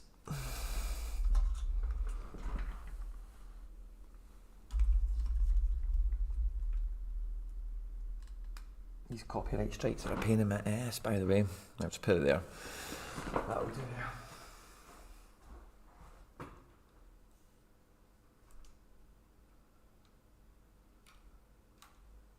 Internal temperature, fine. I'm just going to check this for a second, guys. Sorry, I'm a bit nosy.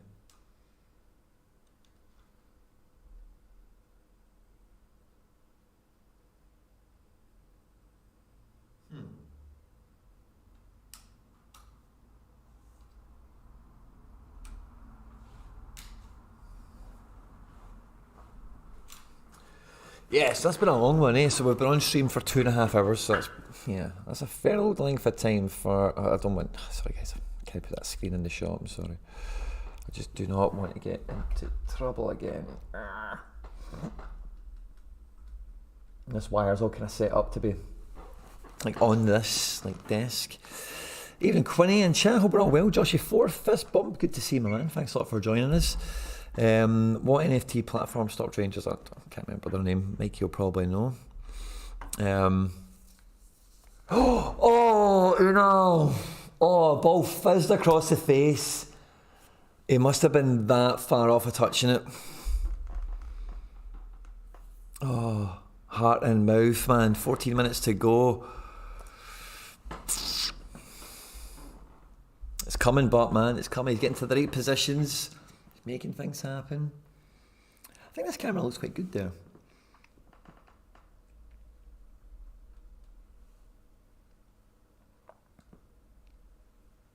Boom. But again, I just don't like seeing the roof. I don't like being able to see the roof. Oh, I wonder if actually... I wonder if this might be cool. How big is that wire? That's for that. That's for this.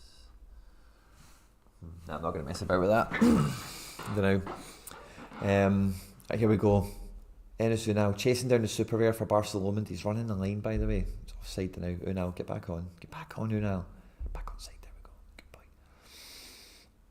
Come on, man. Need this clean sheet to hold. Soraya is kicking ass and taking names for us. Wait, I can move. Oh, I can move this right across now. Yeah, sorted. That's fine by me. Enes Unal and Sorare super. Oh, Unal, by the way, man, he's getting so close. I think there's a defender for bets, by the way. I think it's Pizzella. He's just beaten. He's beaten, Unal to everything. It's not even as if he's beating him in duels as such. He's just like a pace quicker than him, or he's like 2 seconds quicker to react or anticipate. It's anticipation, that's what it is. He's anticipating much better than Enes Unal, and Enes Unal's like 1 step behind that Pizzella. He's been quite impressive tonight. Oh, and there, Enes Unal's just a little bit too slow to. Oh, that's a great chance, man, to get something on it. Oh, come, but it's coming.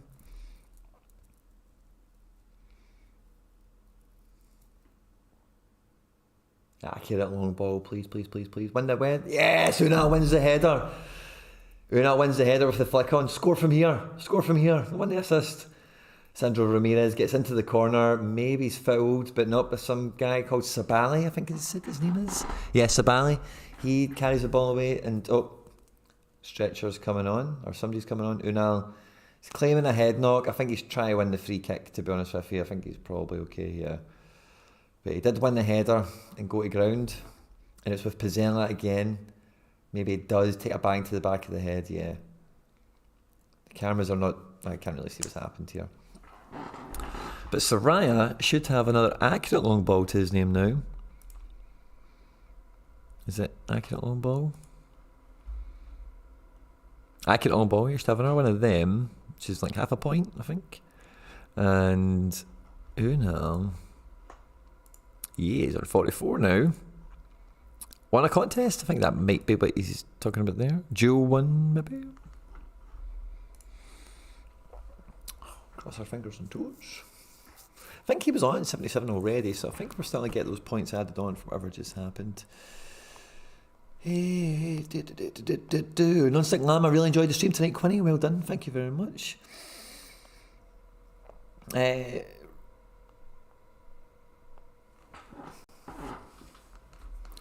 Can you give me your opinion on my gallery? My plan is to buy Porto more money. Yeah, sure, man. I think you just paid 40 quid. Thank you very much if you have. If that's your name, I'm not too sure what's going on here. Ron 40. I don't know if it's some other currency or something, but thank you very much. It feels like you've just donated something to the channel, so thank you very much.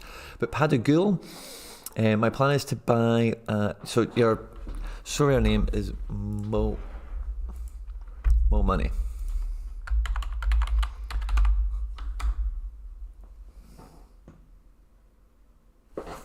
I'm looking at my screen. Yeah, you've got that little apostrophe. So I think you're the guy with the ape. I think this is you, More Money.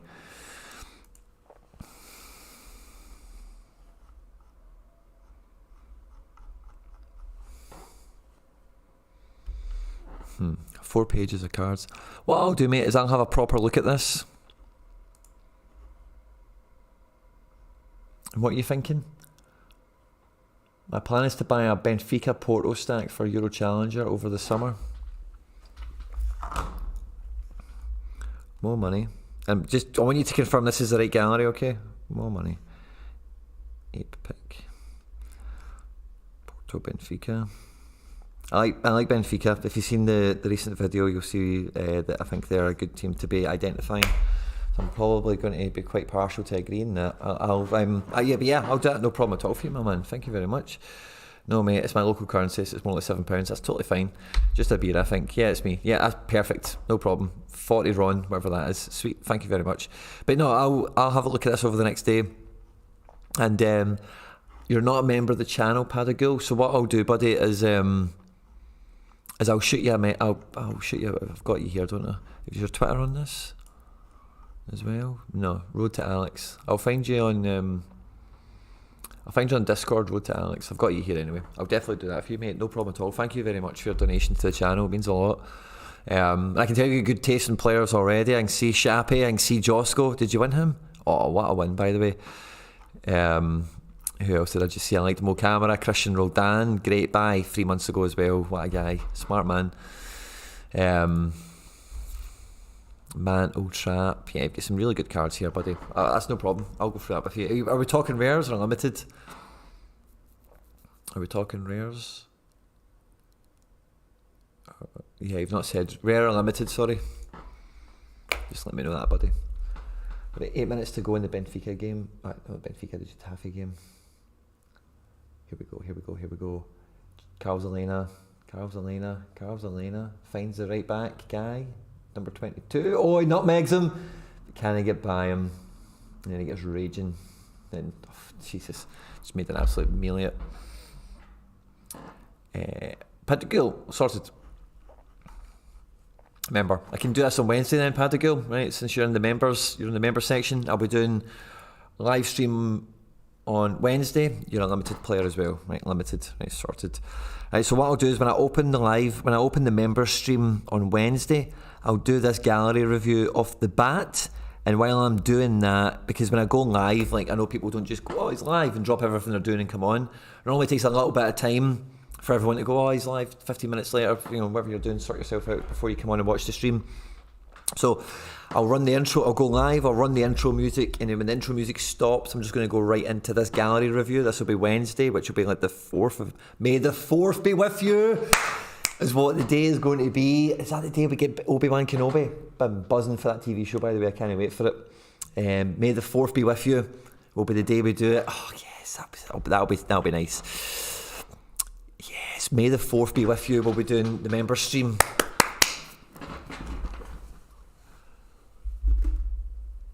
I think we might finish the stream out with the helmet on. I don't know if... Can you hear me? Can you hear me when I'm sitting like this? And, yeah. Hello? I don't know if it's echoing in here or if it's echoing in hello. It's a wee sound test for me and Mando. Sorry. So yeah, so that's how the member stream will start, and then I'll kick back and chill out, and we'll do the same stuff that we did on the member stream last time. If you want me to do a gallery review on the spot, we'll do that. Or we can jump into Y-Scout, we can go look at statistics and do all that good stuff. Come on, Unal. I know, tell me, Joshy boy. We all wait for a Unal decisive. We're all wanting Unal to get that goal, aren't we? Come on, we all want it. He's sniffing about it. He's still up there. They've made the subs. I think he's going to get the 90. He's on 44 now as well, man. That's a good 88, almost 10 points. If he does get that decisive, it's such a jump. Come on, man. Come on, Ennis. We need a penalty, Getafe. That would just be the best thing. Even if he wins the penalty and then the other guy scores it, I don't care. That would do me. A penalty one's not decisive action, but is it? It's just a big points thing. I can't remember how it works. It doesn't happen that often to me. Sandro Ramirez, former Everton player. Oh, he does the left back. Great ball inside the box for Carlos Elena, who was going to shoot there. But it gets blocked. You shouldn't be shooting there, Elena. You should be looking for Enes Unal. But the two subs combine there very well. And I just realised you're looking at the back of my head now because the camera's up there, sorry. But combining very well both the substitutes, and great energy from both of them. Big throw from the right wing back. Enes Unal with a flick on. Oh, it's a touch in the box and a contest won and all that. So we're on 44.1 points now. That should be going up. Enes Unal wins another competition or something. He gets the ball anyway, drops it back to Elena, I think that is. And Elena's going to drop... Oh, Jesus, man. The ball's going all the way back to Soraya. Don't lose possession. Big man. Big long ball forward. Betis player collects it.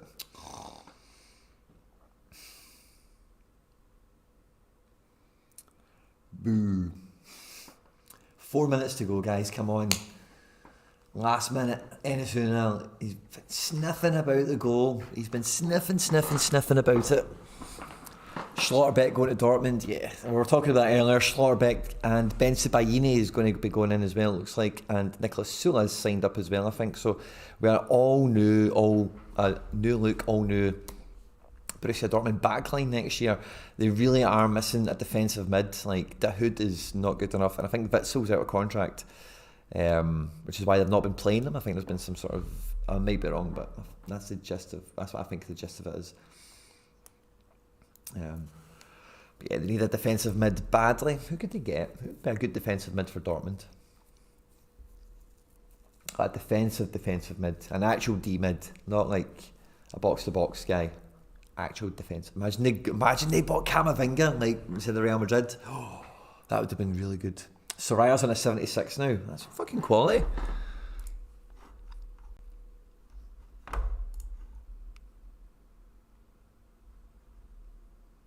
I wonder why. Where's he got his extra points from?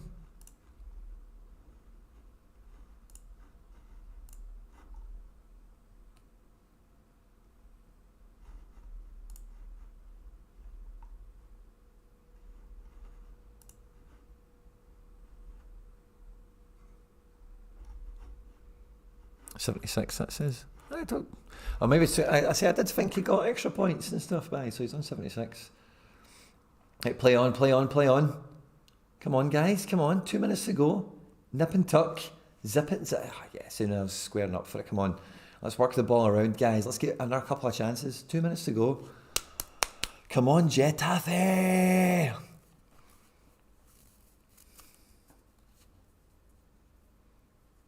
Oh, this is just going to be so sour, isn't it?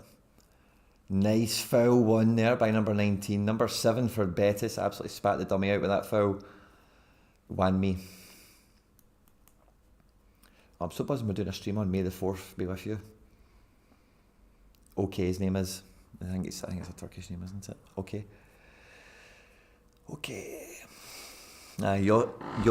This guy here on the 63. Wow. Maybe I should be picking this guy up. He's a midfielder. Oh, so he's not suffering all those possession losts. Oh, 4 tackles, 1. Oh, triple. Oh, he's on it, man. He's very cheap. Shh, he's very cheap. He's not got any super rares, I don't think. He normally doesn't play. Been good tonight. Ooh, big shot from the bottle guy, Sandro. Yeah, shooting from 35 yards. Selfish sub. No respect for Enes Ünal, who's been on that pitch for 89 minutes. Grafting to get us to the stage where we're 0-0 at 90 minutes. 4 minutes to be added on. Remember Quinny from Football Index days. Thank you. Cameron Duffy. Interested in this so rare, but I have no idea how it works. Well, Cameron Duffy, you've came to the right place. I recently redid all my beginner content stuff. So I think if you go into the channel, it might even be in the description of this stream, in fact. But if you go into the main channel, and then I think have I got a playlist or something? Just go there now, sorry. It's so rare. So the new So Rare playlist, I actually need to update the playlist as such. If you go to the actual channel, and then you hit on videos, then you only need to scroll down.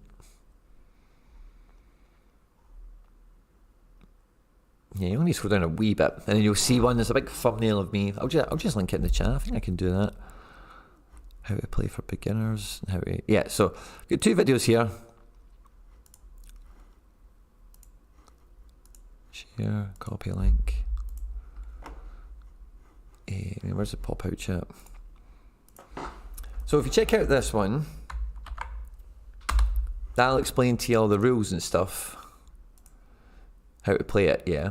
And then if you hit on where's the other one? So that'll explain to you how to play it, all the rules and stuff. And then this one shows you how to open your account and get all the free stuff and such. So feel free to hit me up anytime, any questions or whatever. Quinny, not interested in Christian Paredes Super. You rejected my offer. I can't remember what you tried to get in exchange for that, but I'm not really interested in that card. I'm not interested. Who's he play for again? Portland or something? I just wasn't interested in it, pal, sorry. And whoever you wanted, I think was a much better player, like actual football player. I can't remember who it was. Look at Calabrese, fist bump. Good to see my man. Thanks for joining us. Keep forgetting the camera's actually up here.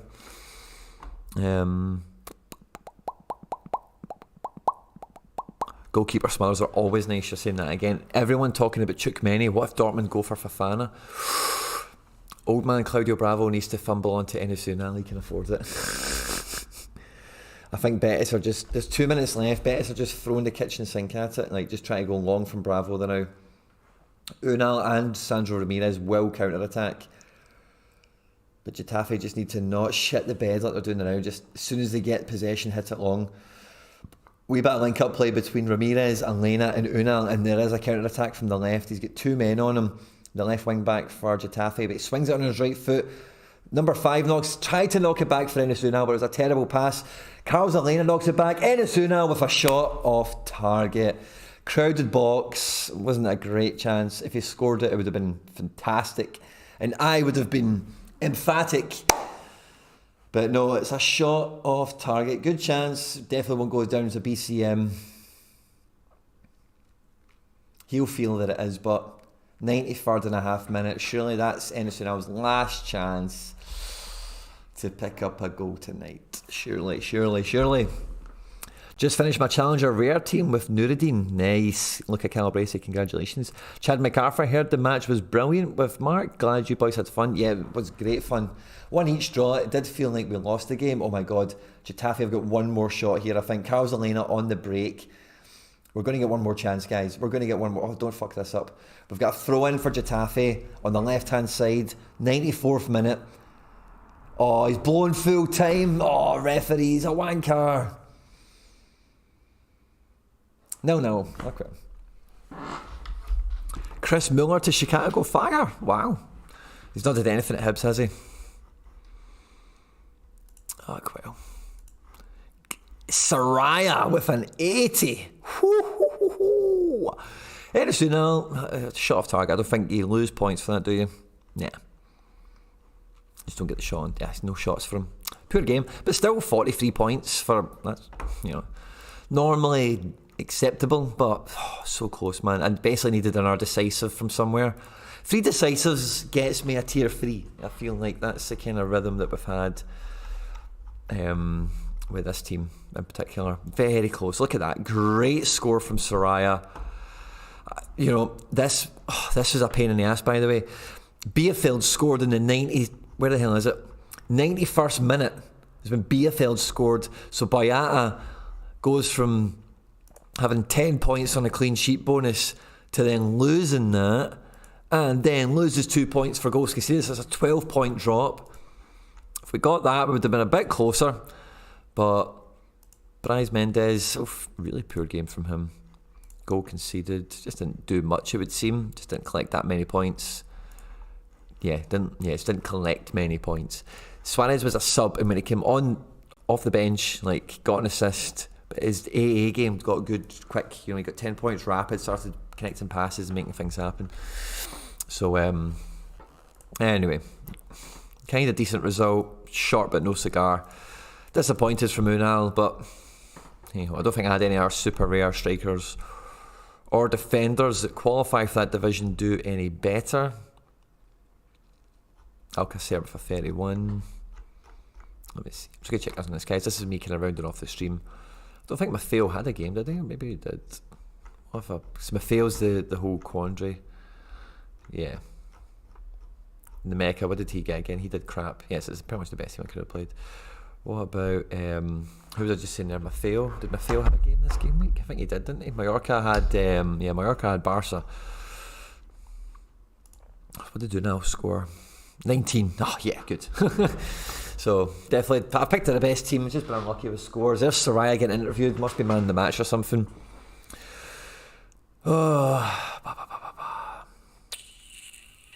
Didn't they pick someone else up over the weekend, Alex Dobbins? New one to me, guys. But listen, guys, I hope you've enjoyed the stream. It's been almost 3 hours from me. I hope we've had a great time. I'll be doing the live stream for the Mbappe Unique with the Sorare Data guys, so be sure to check that out. Be sure to check out John Nellis's channel. Great interview with me on that channel today. And obviously the content I've been dropping over the last week or so, guys. I'm pouring as much of myself into it as I possibly can, and I think I'm getting better and better. And please continue to support the channel. Congratulations again to our giveaway winners. Evan Crightley won the 1 of 100 Ewood Pletinch.